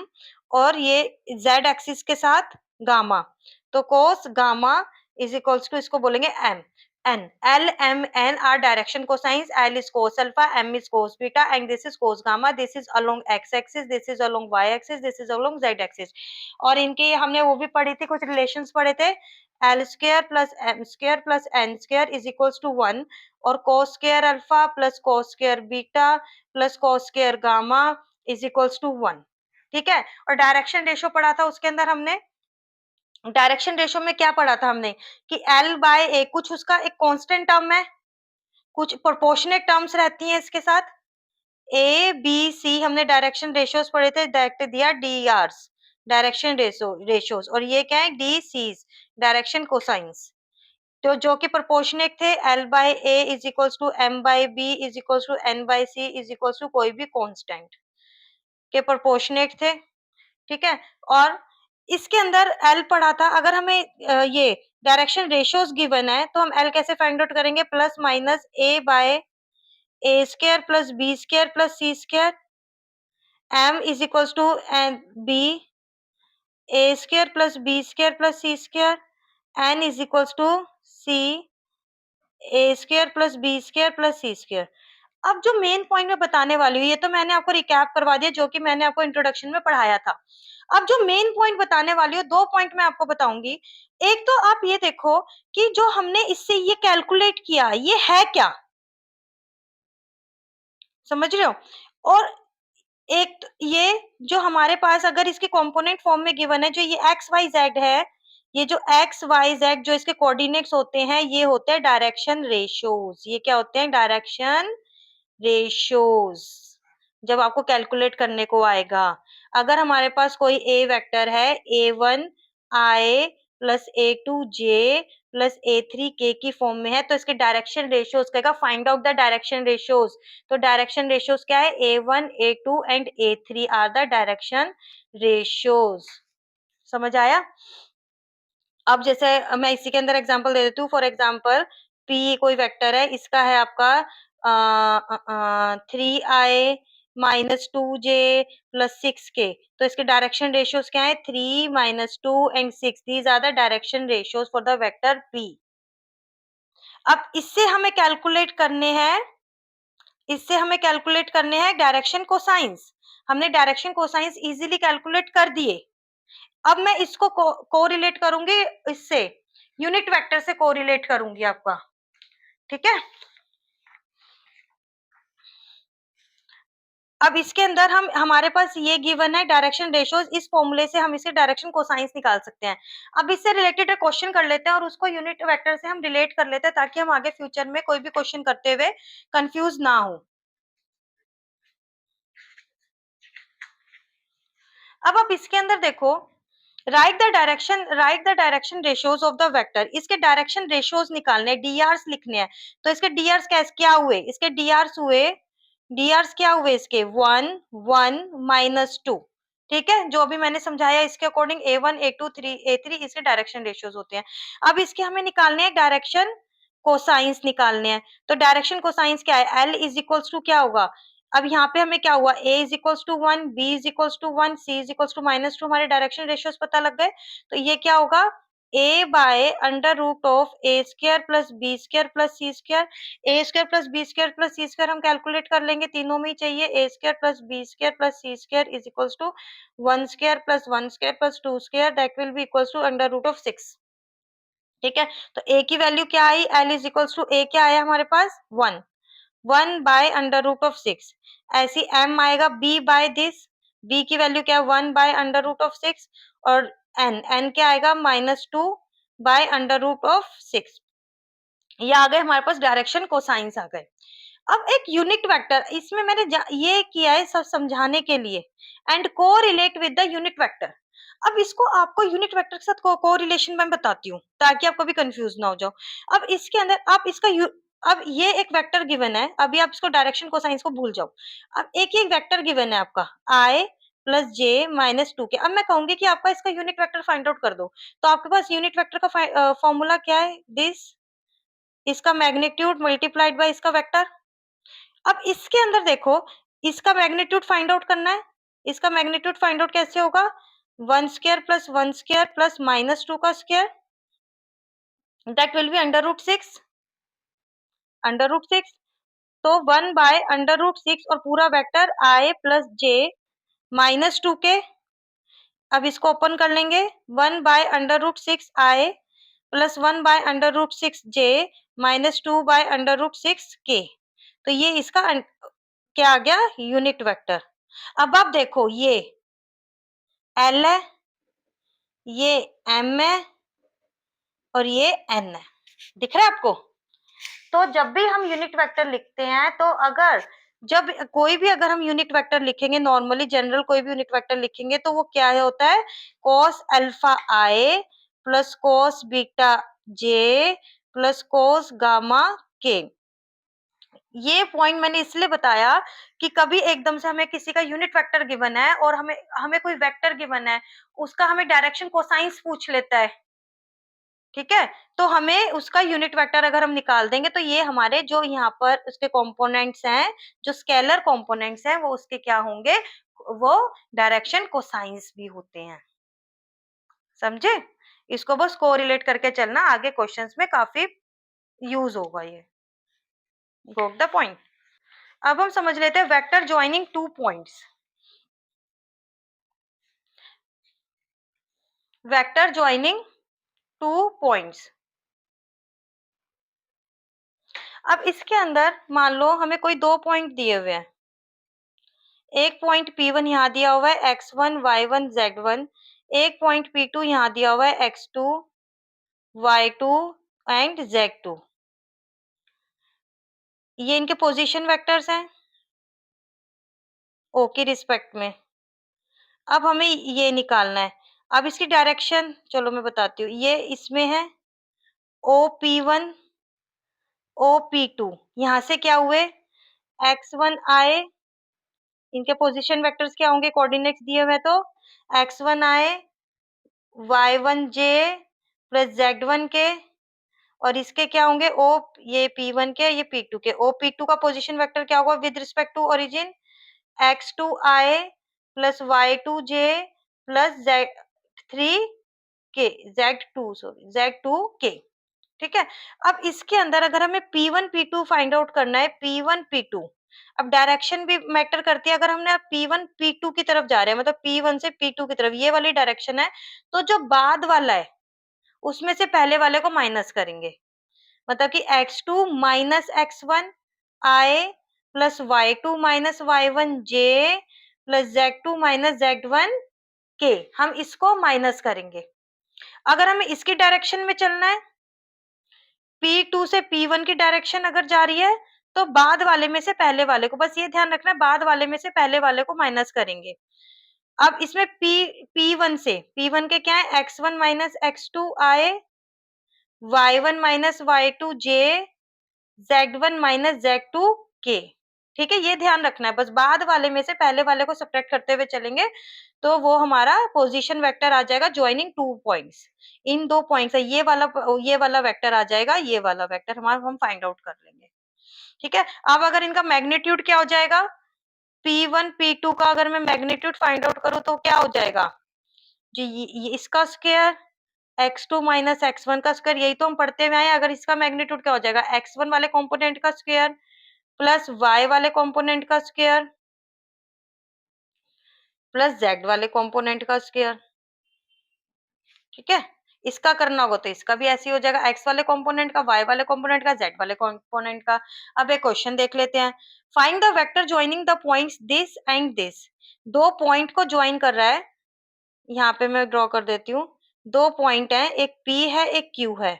इसके कोऑर्डिनेट्स क्या है, 2 3 0 और इसके कोऑर्डिनेट्स है -1 -2 एंड -4। ठीक है, ये कुछ ऐसा बनना चाहिए था, चलो कोई बात नहीं। Vector joining the points this and this. अब इसके अंदर देखो क्या करना है, अब हमें vector joining from, directed from, direction क्या है, from P to Q, from P to Q। तो इसके अंदर इसमें से इसको माइनस करेंगे। इसको मैं कंपोनेंट फॉर्म में लिख के दिखाने की ऐसी कोई सच जरूरत नहीं है, क्योंकि हमें सिर्फ 1 मार्क का क्वेश्चन अगर पूछा जाएगा तो कि find the vector joining the point, तो इसके अंदर से Q बाद वाले में से पहले वाले को माइनस करना है। मेन पॉइंट ये है हमारा। बस हम यहाँ पर आई जे के लगा देते हैं। अगर आप इनको भी कंपोनेंट फॉर्म में लिख के दिखाना चाहते हो तो आप ऐसे लिखा दोगे, O P is equals to 2i plus 3j, बस इसका 0 है के, और O Q is equals to minus minus i minus 2j -4 के। अब बाद वाले में से पहले वाले को माइनस करोगे, -1 -2 plus -2 -3j plus -4 plus 4k 0k, that will be equals to -3i -5j -4k। This is from P to Q। अगर आपको फ्रॉम Q टू P पूछता है, Q टू P, तो P वाले में से इसके माइनस करोगे, या आप खुद से करना, P वालों में से इसको माइनस करोगे। पहले P का आएगा, फिर -1 i प्लस फिर J वाले कंपोनेंट, फिर K वाले कंपोनेंट। दैट्स इज सिंपल, इसी की तरह ही आप खुद से करके देखना। अब हमारा नेक्स्ट टॉपिक है सेक्शन फॉर्मूला। अभी सारे आप टॉपिक कवर कर लो। इस वीडियो के अंदर हमें सारे टॉपिक्स ही कवर करने हैं, सारा कॉन्सेप्ट क्लियर करना है, क्योंकि अगर आप कॉन्सेप्ट क्लियर नहीं करते तो कोई मतलब ही नहीं बनता। जो आप हाई लेवल के इसके क्वेश्चंस करोगे तो आपको समझ ही नहीं आएगा। आप कितने क्वेश्चंस रटोगे, हर क्वेश्चन में कुछ ना कुछ अलग यूज हो जाता है, हर क्वेश्चन में कुछ ना कुछ अलग कॉन्सेप्ट यूज हो जाता है, तो आपको कॉन्सेप्ट तो क्लियर करने ही होंगे।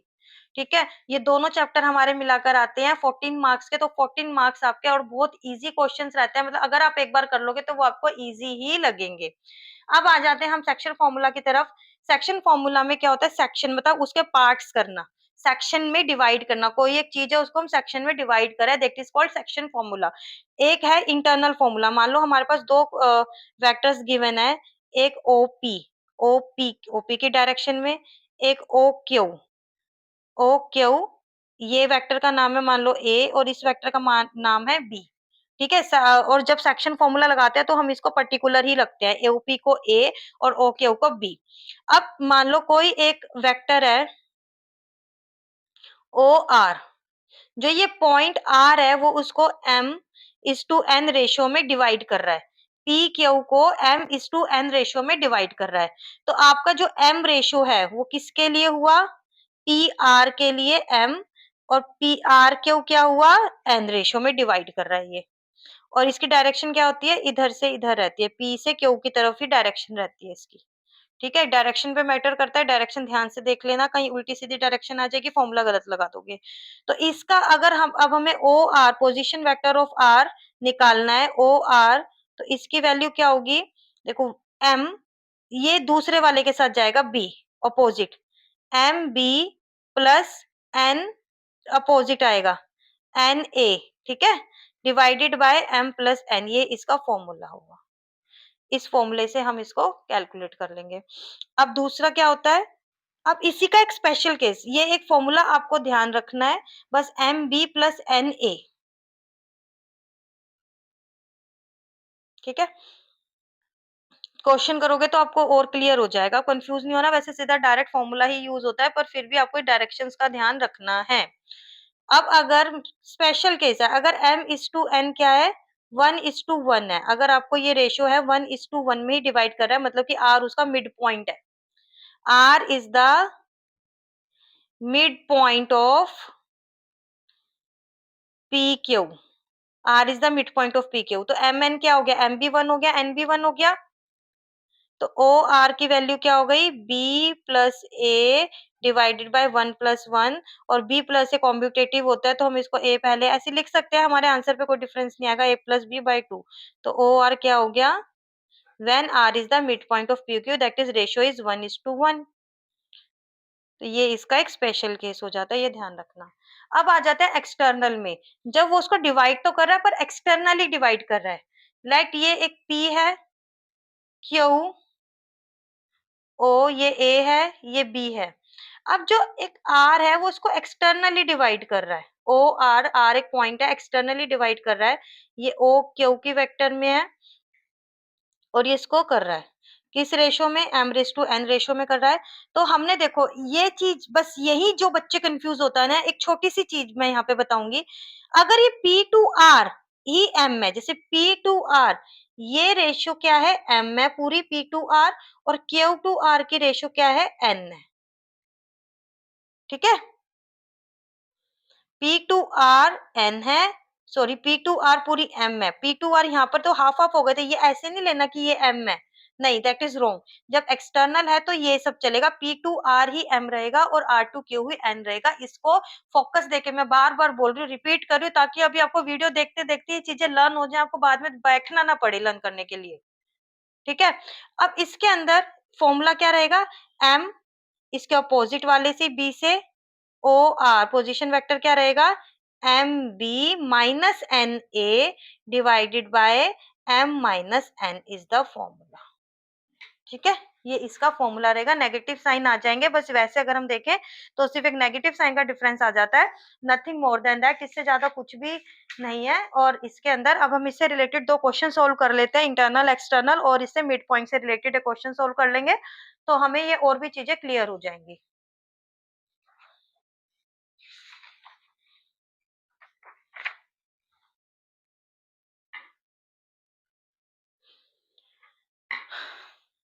Now the question is find position vector of point R. R का position vector करना है which divides the line joining two points. दो points को line joining है उसको divide कर रहा है। ये वाले vectors हैं respectively in the ratio of 2:1. m:n क्या दिया हुआ है हमें, 2:1 दिया हुआ है। एक दोनों केसेस के लिए सोल्व करना है, इंटरनली के लिए भी और एक्सटर्नली भी। इंटरनली के लिए OP this are the respectively, तो पी वेक्टर ओपी क्या गिवन है हमें, ओपी को हम क्या लेते हैं, मैंने कहा था ना इसको ए ही लेंगे हम, पी वेक्टर ए ही लेंगे। तो ये क्या गिवन है हमें यहाँ पर, आई प्लस 2j माइनस ऑफ के गिवन है, और ओ क्यू, क्यू को हम बी ही लेंगे। सेक्शन फॉर्मूला में इस चीज को ना ध्यान रखना, नहीं तो कंफ्यूज हो जाओगे फॉर्मूला में, बी ही लेंगे, और बी हमें यहाँ पर गिवन है -i+j+k। ठीक है, अब उसको इंटरनली डिवाइड कर रहा है, इंटरनली डिवाइड कर रहा है आर, ओ आर वेक्टर, और किस रेशो में कर रहा है, पी आर क्या है यहाँ पर 2:1 रेशो में कर रहा है, m is equal to 2 and n is equal to 1 ratio में कर रहा है।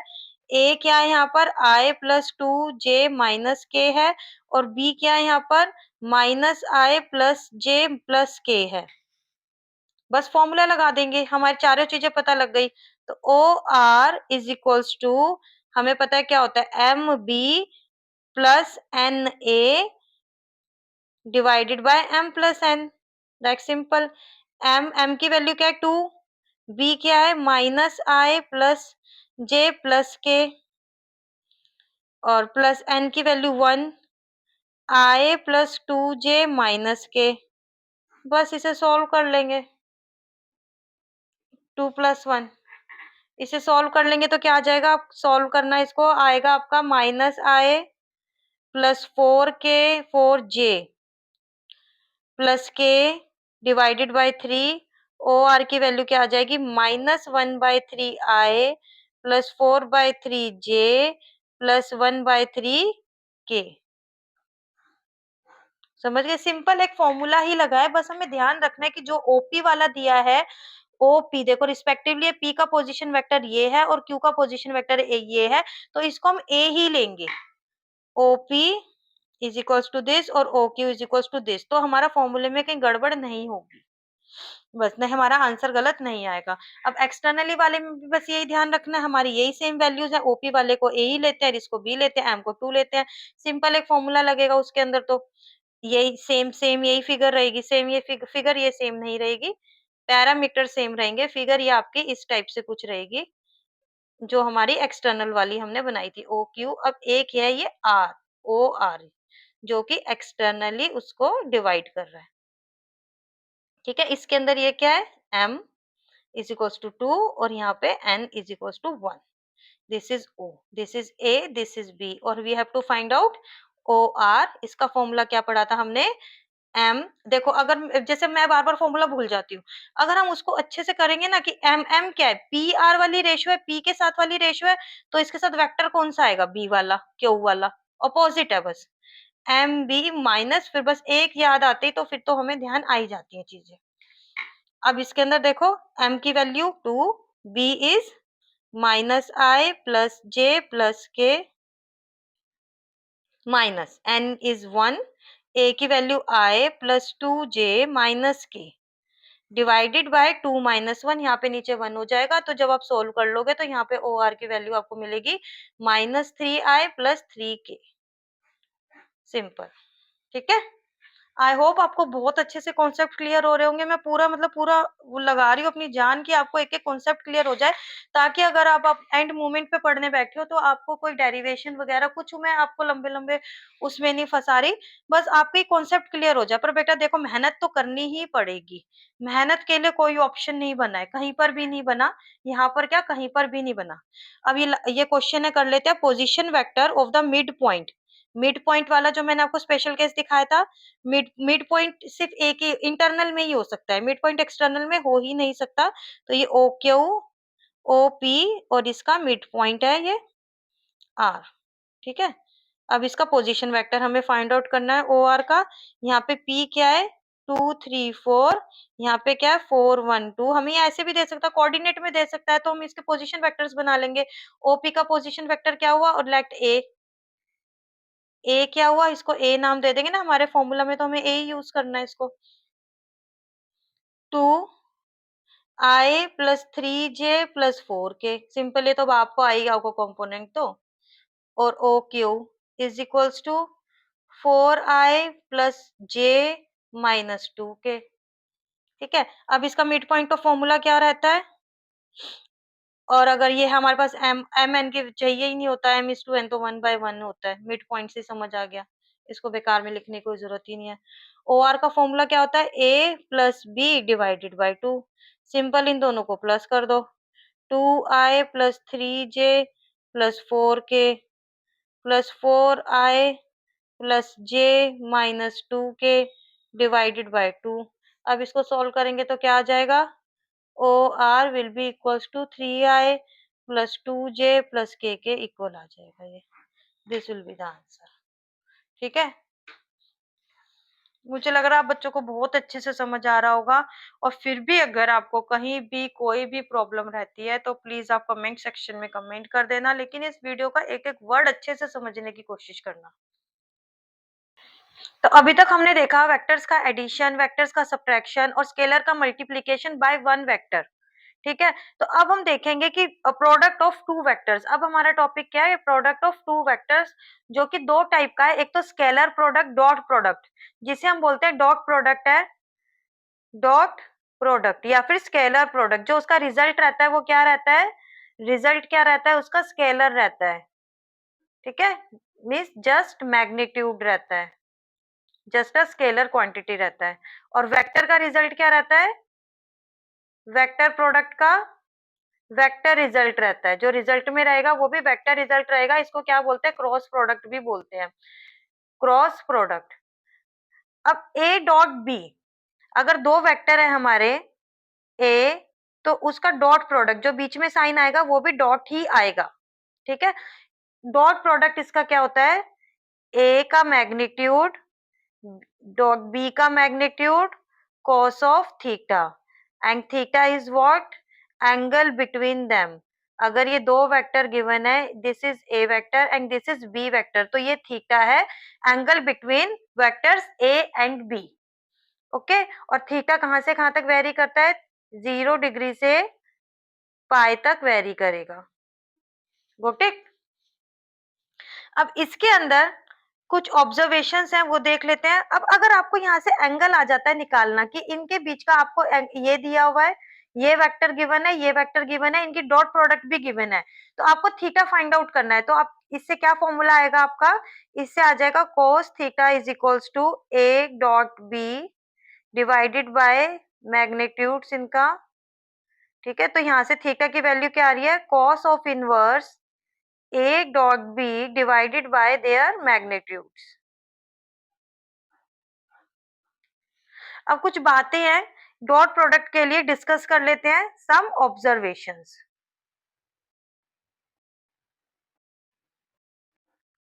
तो ऑब्जर्वेशन से पहले हम वेक्टर प्रोडक्ट देख लेते हैं, क्योंकि मैं ये दोनों को ना साथ के साथ, जो बच्चों को मेन कंफ्यूजन है, वो मेन प्रॉब्लम यही है कि वो डॉट प्रोडक्ट और वेक्टर प्रोडक्ट में कंफ्यूज हो जाते हैं।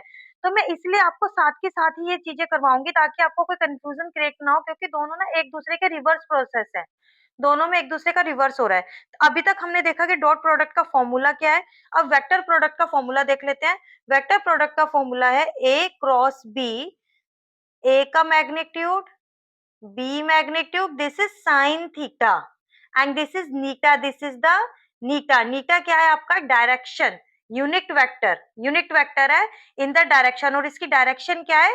म्यूचुअली परपेंडिकुलर है, a और b दोनों के परपेंडिकुलर इसकी डायरेक्शन रहेगी। जैसे कि इसके अंदर डायरेक्शन बहुत मैटर करती है वेक्टर्स में, जो कि मैं फर्स्ट अपने वर्ड से बोलती आ रही हूँ बार बार। इसके अंदर जो हमारा राइट थंब है, इसे ऐसे हम इसके करते हैं, जैसे कि आपका कोऑर्डिनेट सिस्टम है right handed coordinate system. Right handed coordinate system से अगर हम x पॉजिटिव से x टू y हमें निकालनी है पोजीशन x टू y, तो इसको काउंटर क्लॉकवाइज लेके जाएंगे। Counter clockwise means anti clockwise लेके जाएंगे। क्लॉक आपकी ऐसे घूमती है, पर हम लेके जाएंगे ऐसे। ठीक है, क्लॉक हमारी क्लॉकवाइज ऐसे होती है, दिस इज एंटी क्लॉकवाइज। तो इसके लिए हमें क्या करना होगा? देखो हमारा हाथ इसके ऊपर है, ऐसे है, तो हमारा ऐसे अगर हम करेंगे तो हमारी इसकी डायरेक्शन क्या आ रही है? ऊपर। देखो ये देखो इसके परपेंडिकुलर आ रहा है, इसके भी परपेंडिकुलर आ रहा है, तो इसकी हमारी डायरेक्शन क्या आ रही है? अपवर्ड आ रही है, अपवर्ड। तो इसके क्या है? ये जेड एक्सिस आ रहा है यहाँ पर। ठीक है, ऐसे अगर हमारे पास दो वेक्टर्स हैं A and B, A vector, B vector, अब हमारा क्रॉस प्रोडक्ट क्या है? ए टू बी है, ए टू बी। तो इसके अंदर अगर हम ए से चलते हैं, हमारा ऐसे है, ए पे हमें ऐसे, ये राइट हैंड ही लेना है हमें, और ए के ऊपर ऐसे अगर हम काउंटर क्लॉकवाइज चलेंगे, तो बी की साइड ऐसे ऐसे मूव करेंगे हमारी फिंगर्स, तो ऊपर क्या आ रही है डायरेक्शन? अपवर्ड डायरेक्शन आ रही है।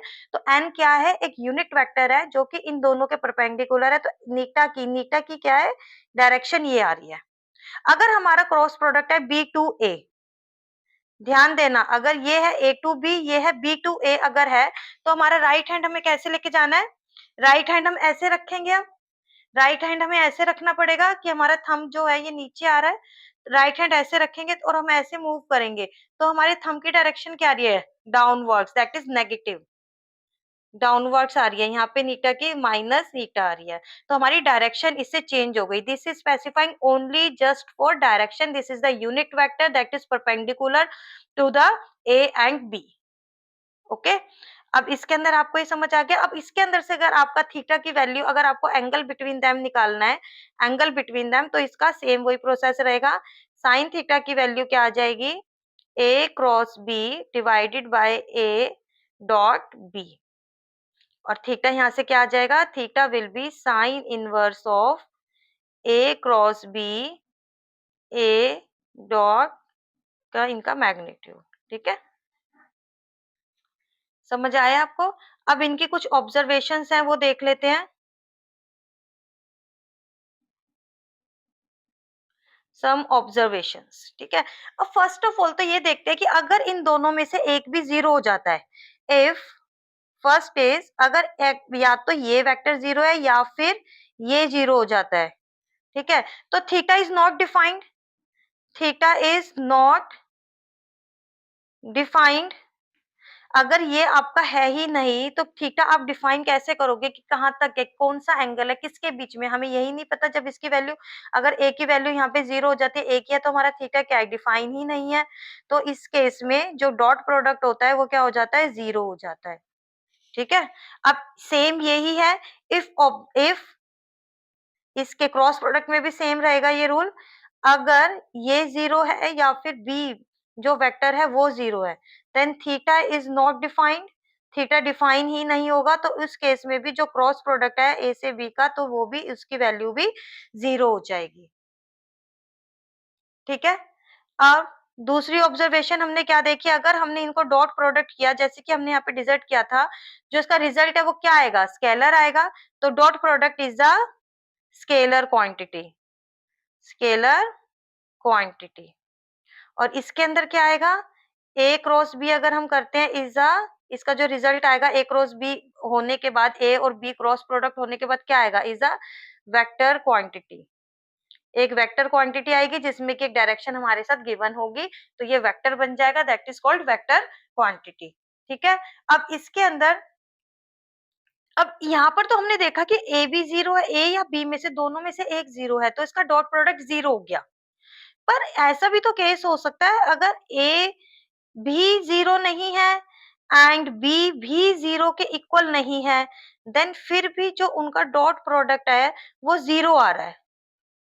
तो ये किस केस में हो सकता है, कि जब ए इज परपेंडिकुलर टू बी होगा।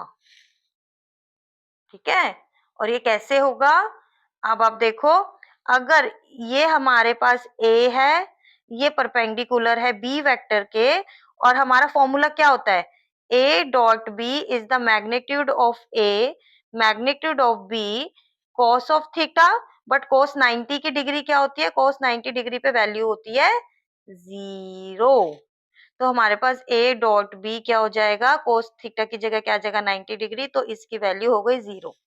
ठीक है, when theta is equals to 90 degree, when A is perpendicular to B. समझ गए। अब इसके अंदर हमारे जो यूनिट वेक्टर्स थे, जो हमने पढ़े थे आई जे के, आपको ध्यान होगा आई जे के हमने पढ़ा था, तो वो भी हम देखते हैं। अब इसके अंदर, अब इससे आप देखो, इसी से रिलेट करते हुए हम चलेंगे, एक सेकेंड, हाँ, अब इसी से रिलेट करते हुए चलेंगे। अब इसके अंदर हमारा एक कोऑर्डिनेट सिस्टम है, ये आई जे के, ये भी म्यूचुअली परपेंडिकुलर है। हमें पता है तीनों एक्सिस ही आपस में म्यूचुअली परपेंडिकुलर होते हैं, तो उनके यूनिट वेक्टर्स भी म्यूचुअली परपेंडिकुलर है। तो इसके अंदर देखो, अगर हम आई डॉट आई निकालते हैं, आई डॉट आई निकालेंगे, तो वो क्या हो जाएगा, आई डॉट जे निकालेंगे। अब उनके बीच में क्या है, एंगल 90 डिग्री का है, तो वो क्या हो जाएगा, 0, उनका डॉट प्रोडक्ट 0। ऐसे ही आई जे, जे के का प्रोडक्ट भी 0, ऐसे के आई का डॉट प्रोडक्ट भी 0 हो जाएगा। ठीक है, ये कुछ है रिजल्ट्स जो हमें याद रखने ही होते हैं। जब ये परपेंडिकुलर है तो ये 0 है, ये रिजल्ट है जो हमारे बहुत काम के होते हैं। आई जे, जब उनका डॉट प्रोडक्ट करेंगे तो 0, आई जे, जे के आई, तो इनका डॉट प्रोडक्ट क्या हो जाएगा, 0 हो जाएगा। अब इसके अंदर देख लेते हैं, थर्ड के अंदर, इसके अंदर क्या होगा,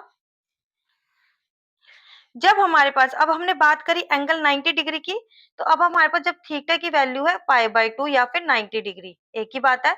अब इसके अंदर क्या होगा, इसके अंदर हमारे पास है साइन थीटा।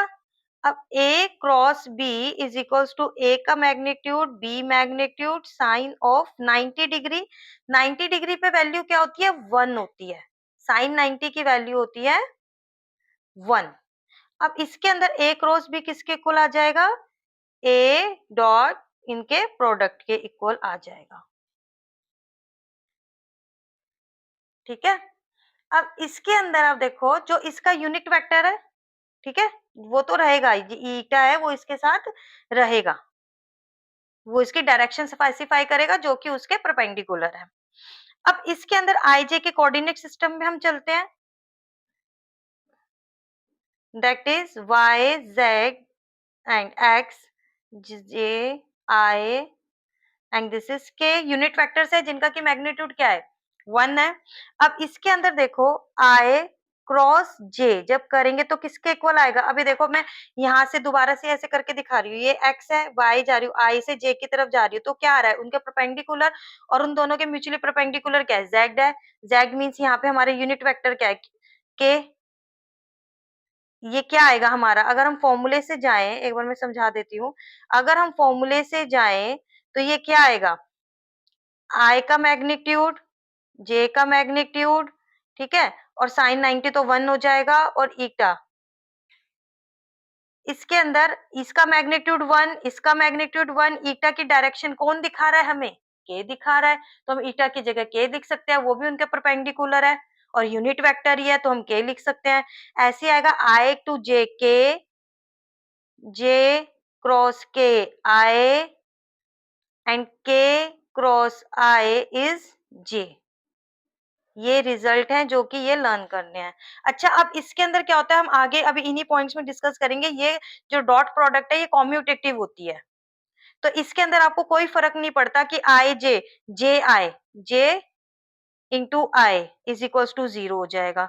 आई जे 0, जे आई 0, जे के 0, के जे, मतलब आगे पीछे इसको आप लिख सकते हो, बट इधर आपको बहुत फर्क पड़ता है बिकॉज डायरेक्शन चेंज हो जाती है। अगर हम यहाँ पर करते हैं जे क्रॉस आई तो इसकी डायरेक्शन चेंज हो जाएगी। देखो आई क्रॉस जैसे जे हो गया, जैसे मैंने यहाँ पर समझाया था आपको बी क्रॉस ए समझाया था कि वो क्या हो जाएगी, उसकी नेगेटिव में चली जाएगी, नीचे चली जाएगी, नीटा की डायरेक्शन नीचे चली जाएगी बी क्रॉस ए करने के बाद। तो ये आपका कॉन्सेप्ट यहाँ पर यूज हो रहा है। जे क्रॉस आई, जे क्रॉस आई आपने किया, अब मेरे को जे से आई की तरफ आना है, तो ऐसे हैंड रखूंगी मैं तो जे के आई की तरफ आना है, ऐसे मुझे आना है। तो आप ये देखो कि ये मेरी कहाँ जा रही है, जो डायरेक्शन है वो डाउनवर्ड्स जा रही है, डाउनवर्ड्स मीन्स नेगेटिव हो गई तो वो चेंज हो जाएगा सारा, ठीक है। ऐसे इसका आ जाएगा, अगर हम रिवर्स कर देंगे इसको जे, तो minus of I, directions change हो रही हैं इसकी, तो और I इंटू के इज माइनस ऑफ जे। ये ध्यान रखना है, ये बहुत ही इंपॉर्टेंट है, ये चीजें जो ये चीजें मैं समझा रही हूँ ये बहुत इंपॉर्टेंट है, ठीक है। अब इसके अंदर आ जाते हैं, when theta is equals to 0 degree, ये बहुत इंपॉर्टेंट टॉपिक है, theta is equals to 0 degree. जब theta is equals to 0 degree है तो आपको पता है कोस 0 की वैल्यू क्या होती है, 1 होती है, ठीक है। ये दोनों इंटरचेंजेबल क्यों है, इनकी जो ये जो ऑब्जर्वेशन हम देख रहे हैं क्यों है, क्योंकि साइन थीटा और कोस थीटा की वैल्यू ही इंटरचेंजेबल है। अगर साइन थीटा 0 डिग्री पे 0 होता है तो कोस थीटा 0 डिग्री पे 1 होता है, और साइन थीटा अगर 90 डिग्री पे 1 होता है तो कोस थीटा 90 डिग्री पे 0 होता है। बस इसी वजह से ये प्रॉब्लम है, प्रॉब्लम नहीं कहूंगी, ये जो कॉन्सेप्ट आपका बना है बहुत ही अच्छा कॉन्सेप्ट है, बस थोड़ा सा दिमाग लगाओ हो जाएगा, और कंफ्यूज नहीं होना, मेन बात तो। अब इसके अंदर वही केस आ गया आपका 0 डिग्री का। अब अगर हमें इसके डॉट प्रोडक्ट है तो क्या है वो, कोस ऑफ थीटा, जब कोस थीटा 0 है तो ये क्या आ जाएगा, इसके इक्वल आ जाएगा। कोस थीटा 0 कब होगा, जब दो पैरेलल लाइंस होंगी जिनके बीच में कोई एंगल ही नहीं बन रहा होगा। और एक हमारा स्पेशल केस इसके अंदर हम ले लेते हैं, स्पेशल केस जब हमारा ए के साथ ही ए का प्रोडक्ट ले लेते हैं, डॉट प्रोडक्ट, जब ए ही है और वो ही ए है तो उसके बीच में क्या एंगल, 0 एंगल, तो इससे क्या आ जाएगा, ये इसका मैग्नीट्यूड, ये बहुत ज्यादा यूज होता है। अभी लास्ट ईयर का भी क्वेश्चन पेपर आया उसमें कॉन्सेप्ट यूज हो रहा है, मैं करवाऊंगी आपको क्वेश्चन, तब आपको पता लगेगा। इसके अंदर ए डॉट ए क्या आया, मैग्नीट्यूड का स्क्वायर, ठीक है, दिस इज वेरी इंपॉर्टेंट। इसके अंदर ये क्या आया, इसका स्क्वायर आएगा। ऐसे ही आप इसके अंदर देखो कोऑर्डिनेट सिस्टम पे, ये जो पॉइंट्स है बहुत इंपॉर्टेंट। अब इसके अंदर कोऑर्डिनेट सिस्टम पे फिर से चलते हैं, मैं दोबारा ड्रॉ नहीं कर रही। अब इसके अंदर आई इंटू आई सेम वाला लेते हैं, अब आई इंटू आई, इससे क्या आ जाएगा, आई के मैग्नीट्यूड का स्क्वायर, पर आई हमें पता है क्या है, यूनिट वेक्टर है तो इसका मैग्नीट्यूड 1 है, तो 1 का स्क्वायर दैट इज 1, तो यहाँ से आई डॉट आई क्या आ गया 1। ऐसे ही सेम जे डॉट जे क्या आ जाएगा 1, ऐसे ही सेम के डॉट के क्या आ जाएगा 1, ठीक है, क्लियर हो गए। इनको दोबारा से रिपीट करना, इस वीडियो को ना रिवाइंड करके फिर देखना, रिवर्स करके आप इसको देखना, पर इसको क्लियर जरूर करना, बिकॉज यही बैकबोन है।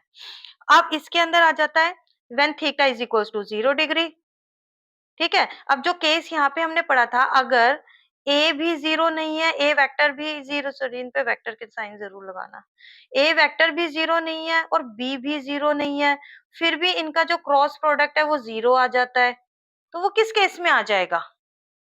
Obviously sine 0 is 0। जब साइन 0 की वैल्यू 0 है, जब हमारा उनके बीच का एंगल 0 है, तब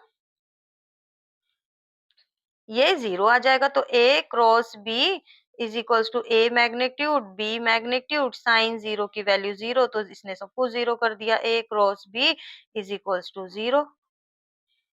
ठीक है, अब इसके अंदर अपने यही देखते हैं आई जे के। अब इसके अंदर अब 0 डिग्री किसके बीच में होता है? 0 डिग्री किसके बीच में होता है? पैरेलल के बीच में होता है। अब इसके अंदर इसका इस भी स्पेशल केस देखते हैं। स्पेशल केस में वही ए dot A cross A, sorry, ठीक है। अब ये किसके इक्वल आ जाएगा? 0 के इक्वल आ जाएगा, क्योंकि इसके बीच का एंगल क्या है? आपस में इसका एंगल क्या है? 0 डिग्री है। यहाँ पे 0 डिग्री था तो ये आ गया, पर यहाँ पे साइन 0 इज 0, तो ए क्रॉस ए इज 0। ठीक है, अब वही देखते हैं आई क्रॉस आई, आई क्रॉस आई। अब इसके अंदर क्या रहेगा? आई क्रॉस आई भी 0, ऐसे ही सेम इसी की तरह जे क्रॉस जे जो आपस में हो रहे हैं तो 0, के क्रॉस के इज 0। ठीक है, इसके अंदर आपको बस ये लर्न करना है कि जब यहाँ पर होता है, जब ये आई जे यहाँ पर जब डॉट प्रोडक्ट होता है, जब सेम होते हैं तो उनकी वैल्यू 1 आ जाती है डॉट प्रोडक्ट्स में। ठीक है, अब अगर जब वो सेम नहीं होते तो वो 0 आ जाते हैं। अब यहाँ पे क्या आते हैं? जब वो सेम होते हैं तो 0 आते हैं, जब वो सेम नहीं होते तो यहाँ पे 0 आते हैं, सेम होते हैं तो 1 आता है। क्रॉस प्रोडक्ट्स में सेम होते हैं तो 0 आते हैं, और अगर सेम नहीं होते तो उनके वो वाली परपेंडिकुलर वाली वैल्यू आती है जो उनके परपेंडिकुलर होती है। और इन डायरेक्शंस को भी ये लर्न करना। आई जे, ये ऐसे लिख के चलते हैं हम, आई जे जे के, देखो आई जे के आई, साइकिल बन रही है आपकी, आई से जे गए, जे से के से आई, तो ये पॉजिटिव वाले रहते हैं। और जब हम उल्टा चल रहे हैं, यहाँ से आ रहे हैं, के जे आई, और फिर आई जे आई के, तो ये हमारे नेगेटिव वाले रहते हैं। तो आपको इस साइकिल को बस थोड़ा सा दिमाग में बिठा लोगे इस चीज को, तो आप भूलोगे नहीं। कितना लर्न करोगे, कितना रटोगे, मैथ्स तो रटने वाला सब्जेक्ट है भी नहीं। ठीक है, अब ये हो गए हमारे। अब आ जाते हैं हमारा फिफ्थ केस, जहाँ पे भी थीटा इज इक्वल्स टू पाई है। थीटा इज इक्वल्स टू पाई। अब थीटा इज इक्वल्स टू पाई पे कोस थीटा की वैल्यू, कोस पाई की वैल्यू क्या होती है? -1। कोस पाई की वैल्यू होती है 1, -1, और साइन पाई की वैल्यू होती है 0। तो इसके अंदर हमारे पास अगर दो है, उसके बीच में एंगल है, दो वेक्टर्स के बीच में एंगल अगर पाई है, तो उनकी वैल्यू क्या आ जाएगी? इनका डॉट प्रोडक्ट क्या आ जाएगा? ए मैग्नीट्यूड बी मैग्नीट्यूड और कोस पाई। कोस पाई की जगह पर क्या आ गया? -1, तो -1 को हमने आगे लिख दिया, तो इसकी वैल्यू ये आएगी। ठीक है, माइनस आगे आ जाएगा -1 का। अब इसके अंदर देखो आप, माइनस पाई एंगल किसके साथ बनता है? अगर ये हमारे पास वेक्टर जा रहा है ए, तो जो इसका नेगेटिव है -a, मैग्नीट्यूड तो सेम रहेगा, ये कोई इनिशियल यहाँ से हो गया ना, कोई इनिशियल, पर इसके बीच में एंगल कितना बना दोनों के अंदर? ए, और ये आपस में जो नेगेटिव है इसका क्या बना? पाई एंगल बना यहाँ पे। तो अगर हम यहाँ पे देखेंगे, देखो ए का डॉट प्रोडक्ट -a से, तो यहाँ पर क्या आएगा? ए का मैग्नीट्यूड माइनस ए का मैग्नीट्यूड और कोस पाई क्या हो गया? -1 हो गया, और जो मैग्नीट्यूड है वो कभी नेगेटिव हो ही नहीं सकता, तो ये क्या आ गया? ए ही आ गया, और माइनस साइन बाहर आ गया, तो इसका ये क्या आया? -a का square is equals to minus magnitude of A का स्क्वायर। ठीक है, देख रहे हो आप?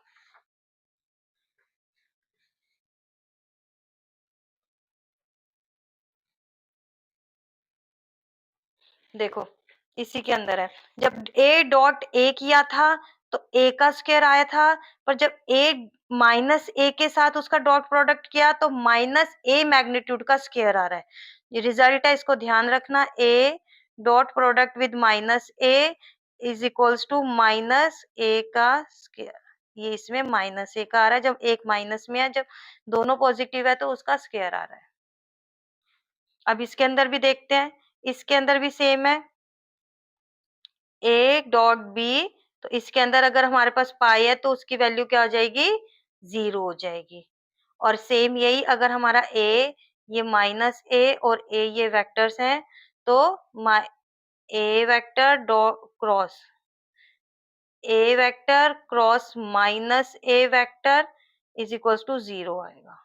ठीक है, मैं अच्छे से लिख देती हूँ, a vector cross minus a vector is equals to 0 आएगा, क्योंकि साइन पाई की वैल्यू 0 होती है। तो इस केस में a क्रॉस a भी 0 है और ये भी 0 है, क्योंकि साइन पाई दोनों में इसमें 0 डिग्री बैठ रहा है और इसके अंदर 180 बैठ रहा है, तो दोनों में ही साइन की वैल्यू जो होती है वो 0 हो जाती है। ठीक है, अब हम डिस्कस कर लेते हैं इसकी प्रॉपर्टीज। अब ये first of all commutative property क्या होती है,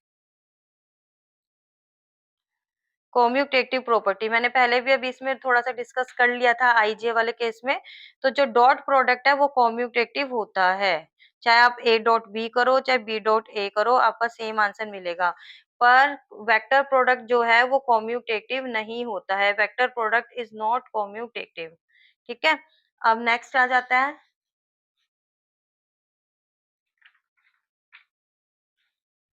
नेक्स्ट आ जाता है डिस्ट्रीब्यूटिविटी।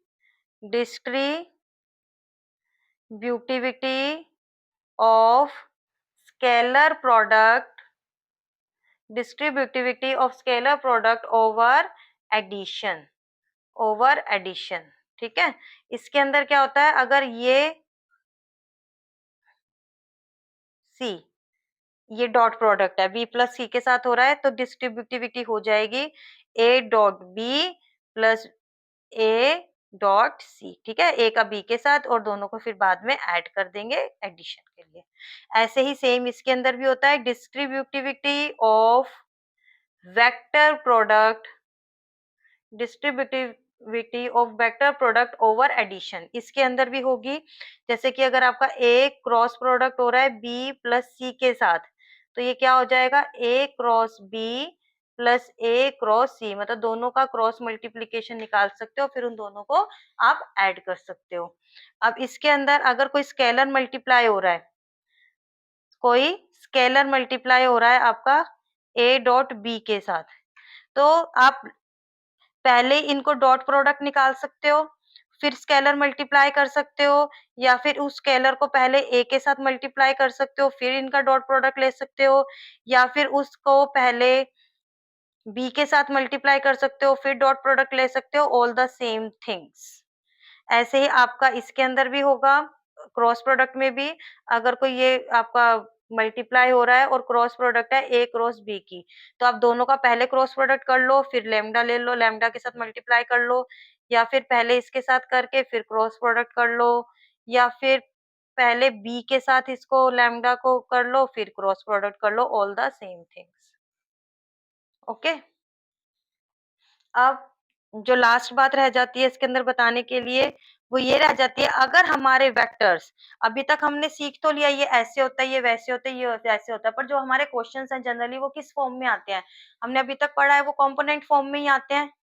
ठीक है, कंपोनेंट फॉर्म में दिया हुआ है, अगर हमारा ए वेक्टर गिवन है कंपोनेंट फॉर्म में a2j plus a3k and b vector is given by b1i plus b2j plus b3k की फॉर्म में अगर गिवन है, तो हमारा इसके अंदर डॉट प्रोडक्ट क्या आएगी, a1 b1 plus a2 b2 plus a3 b3 के इक्वल आएगी। ये सारा सॉल्व करके सबको हर एक के साथ मल्टीप्लाई करके ही आया है। इसके अंदर आप देखो कि अगर आई इसके अंदर a1 b1 अगर हम आई को भी करते हैं, तो आई डॉट आई हमें पता है क्या होता है, 1 होता है। ऐसे j डॉट j 1 होता है, ये 1 होता है, और सारे मल्टीप्लाई विद 0 हो गए। वो सारा इसका डेरिवेशन के लिए, अभी हम डेरिवेशन पे नहीं जाएंगे।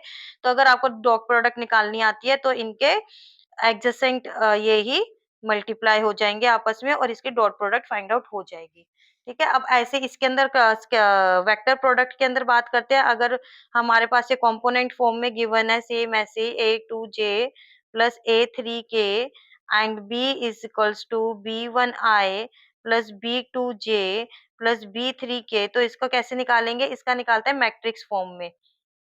इसका डिटर्मिनेंट फाइंड आउट करेंगे हम। क्या करेंगे? डिटर्मिनेंट। और इसको लिखने का तरीका क्या रहेगा? आई जे के, आई जे के, और यहाँ पे क्या रहेगा? A1 A2 A3 B1 B2 B3। और इसको कैसे सॉल्व करेंगे? इसको फर्स्ट रो के अलोंग करेंगे इसको ओपन, तो इसको लीव करेंगे तो क्या आएगा हमारे पास? A2 B3 minus A3 B2 I cap. और सेकंड वाले में क्या होता है? जब हमें पता ही है, मैट्रिक्स हमने पढ़ा ही हुआ है, अगर नहीं पढ़ा तो बता देती हूँ।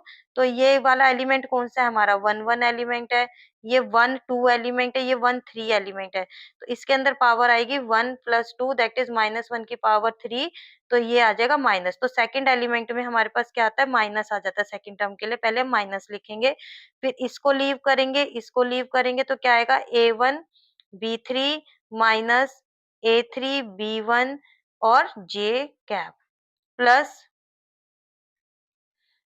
इस सेकंड टर्म में माइनस आएगा और थर्ड टर्म के लिए प्लस आएगा। इसको लीव कर देंगे, A1 B3 minus A3 B1 K cap. This is the formula. ठीक है, आप इसको पहले इस फॉर्म में लिखोगे तो ये आपके लिए इजी हो जाएगा। मैट्रिक्स को आपको ओपन नहीं करना, डिटर्मिनेंट फाइंड आउट करना है इसका, और कुछ भी नहीं करना। ठीक है, अब इससे रिलेटेड 2 क्वेश्चन कर लेते हैं। 2 क्वेश्चन करके इजी फिर आगे वाले टॉपिक पे हम मूव करेंगे। बहुत इजी है, 2 टॉपिक हैं, वो मैं आपको 2 क्वेश्चंस पहले ले लेते हैं, फिर मैं आपको टॉपिक्स कवर करवा दूंगी। बस 2 ही छोटे-छोटे टॉपिक्स ही रह गए हैं। अब इसके अंदर ये क्वेश्चन देखो आप पहले, find angle theta between the vectors A and B. एक थीटा फाइंड आउट करना है। अच्छा, थीटा फाइंड आउट करने का फॉर्मूला तो हमने दोनों में पढ़ा है, क्रॉस प्रोडक्ट में भी पढ़ा है, डॉट प्रोडक्ट में भी पढ़ा है। लेकिन जो डॉट प्रोडक्ट है वो हमें थोड़ा-सा कैलकुलेशन में ईज़ी रहता है, तो हम वही ऑप्ट कर लेंगे। ओके? तो इसके अंदर देखो, ए ये है, बी ये है, और cos थीटा का फॉर्मूला हमने क्या पढ़ा है इसके अंदर? ए डॉट बी का प्रोडक्ट और फिर इनके मैग्नीट्यूड का। ये मैंने बताया था ना, उसी फॉर्मूले से निकल के आया, डॉट प्रोडक्ट के फॉर्मूले से। अब इसके लिए ना हमें क्या-क्या चाहिए? ए वेक्टर गिवन है, बी वेक्टर गिवन है, इनके मैग्नीट्यूड फाइंड आउट करने हैं। मैग्नीट्यूड फाइंड आउट किया, इसका मैग्नीट्यूड क्या आया? 1 square plus 1 square plus minus 1 square is equal to under root of 3। और बी का मैग्नीट्यूड क्या आया इधर से? 1 square plus minus of 1 square plus 1 square that is under root of 3 आ गया। ठीक है, अब इनका डॉट प्रोडक्ट मैंने सिखाया था, आई प्लस जे माइनस ऑफ के dot I minus J plus के। ठीक है, अब इसका डॉट प्रोडक्ट क्या है कि मैंने कहा था आई वाले आई से ही मल्टीप्लाई होंगे, तो इसका क्या होएगा? 1, इसका 1 minus 1 minus 1 minus 1 plus 1 minus 1, इसका आंसर आ जाएगा -1। ठीक है, अब ये सारी वैल्यूज जो है इस फॉर्मूले में हम रख देंगे, बस निकल गया answer. cos theta is equals to, इसका जो डॉट प्रोडक्ट है वो क्या फाइंड आउट हुआ है यहाँ से? -1, और इसकी वैल्यू √3, इसकी वैल्यू √3, किसके इक्वल आ गया? -1/3। तो यहाँ से cos थीटा आ गया -1/3। हमें बतानी है थीटा की वैल्यू, हमें बताना है angle, that is cos inverse of -1/3। This is your answer. ठीक है,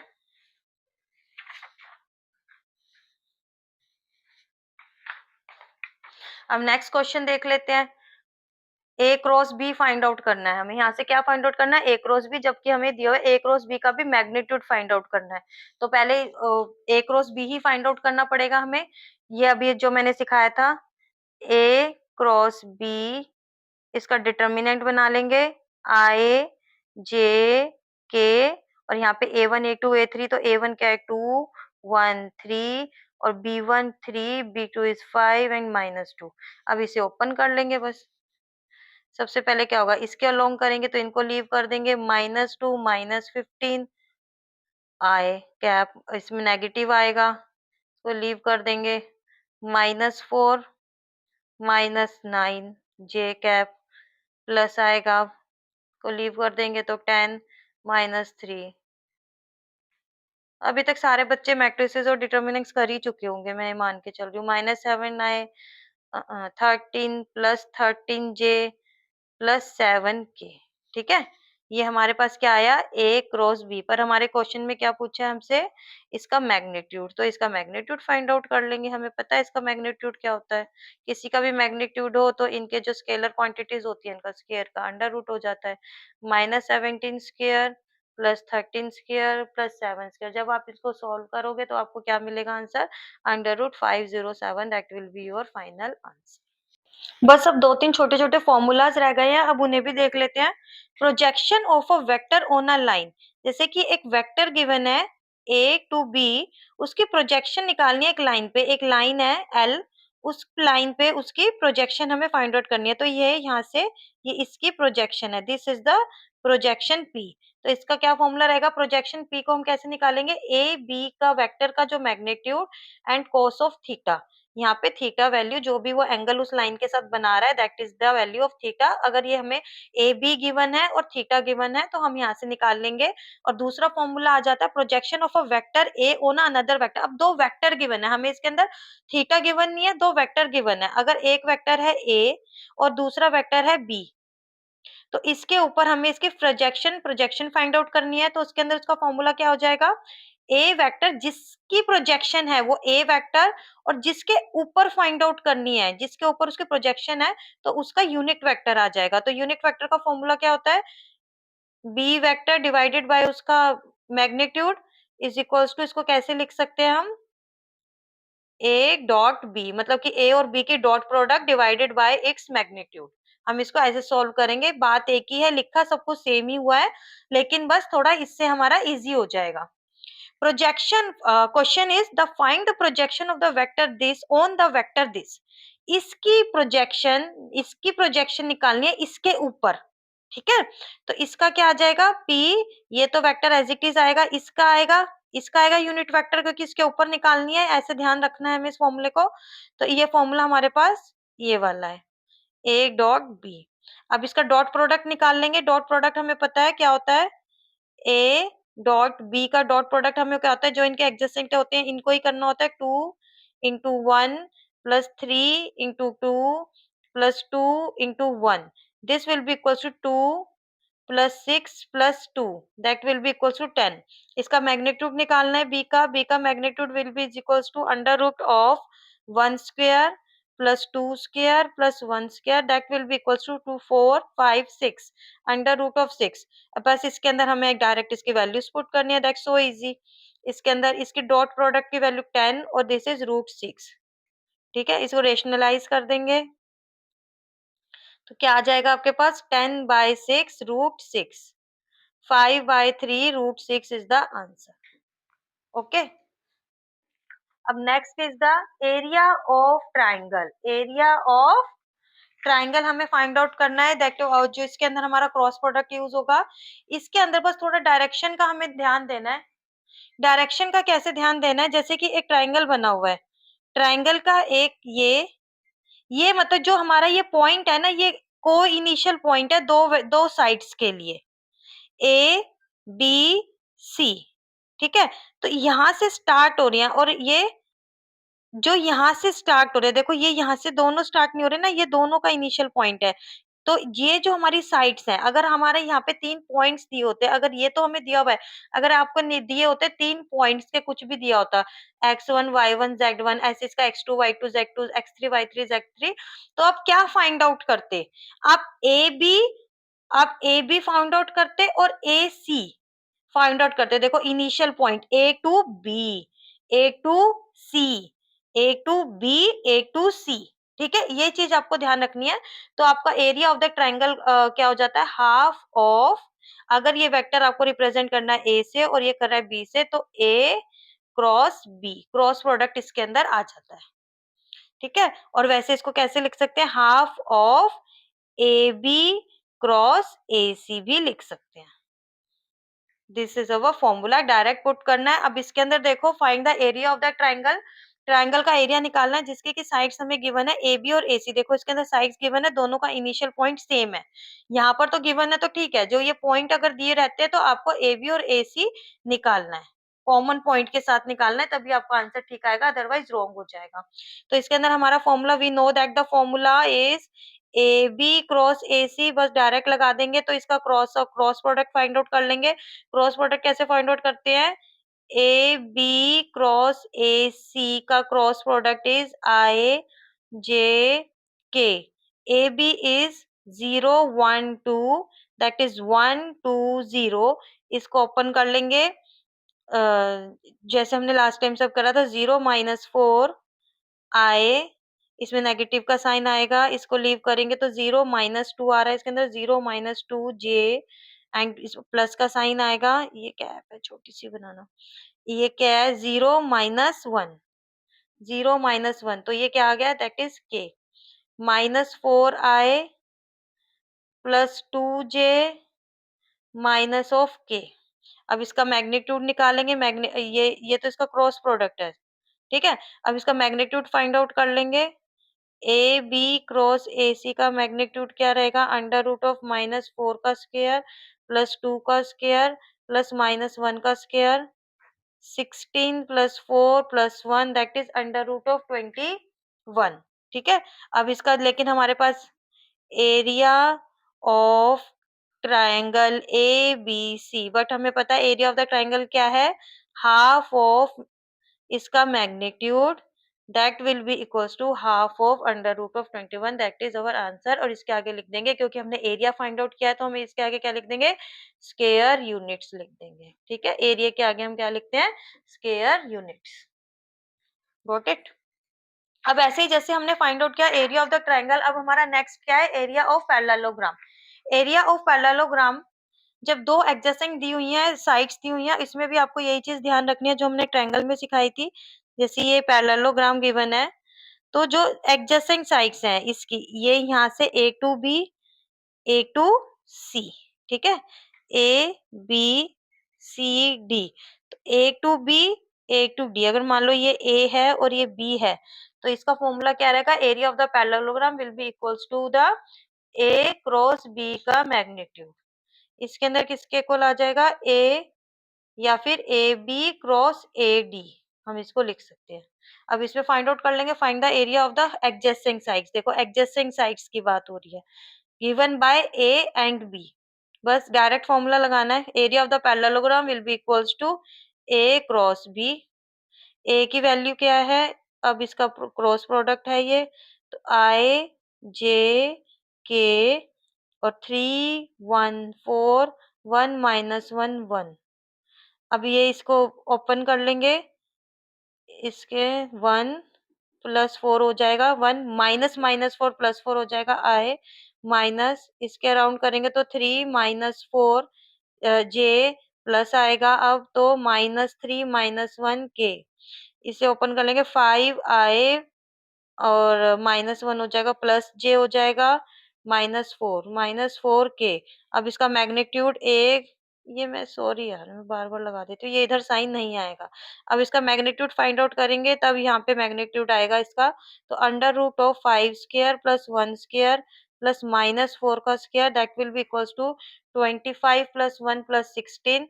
तो ये किसके इक्वल आ रहा है, 25 और 26 और 16 किसके इक्वल आ रहा है, that is will be equal to 42, under root of 42। तो answer is under root square units. Required area is for under root 42 square units. This is your final answer. Okay बच्चों, यहीं पर हमारा वेक्टर अलजेब्रा कंप्लीट होता है। तो आपको I hope बहुत अच्छे से समझ आया होगा, मैंने पूरा अच्छे से आपको कॉन्सेप्ट क्लियर करने की कोशिश करी है। और इसके बाद हम मूव ऑन करेंगे 3 डायमेंशनल ज्योमेट्री पे, और जो दोनों चैप्टर है वेक्टर अलजेब्रा और 3 डायमेंशनल ज्योमेट्री, जैसे कि मैंने वीडियो के स्टार्टिंग में भी आपको बताया था, तो ये दोनों मिला के आएंगे 14 मार्क्स की, और अच्छे हाई क्वालिटी के क्वेश्चंस आते हैं इसके अंदर।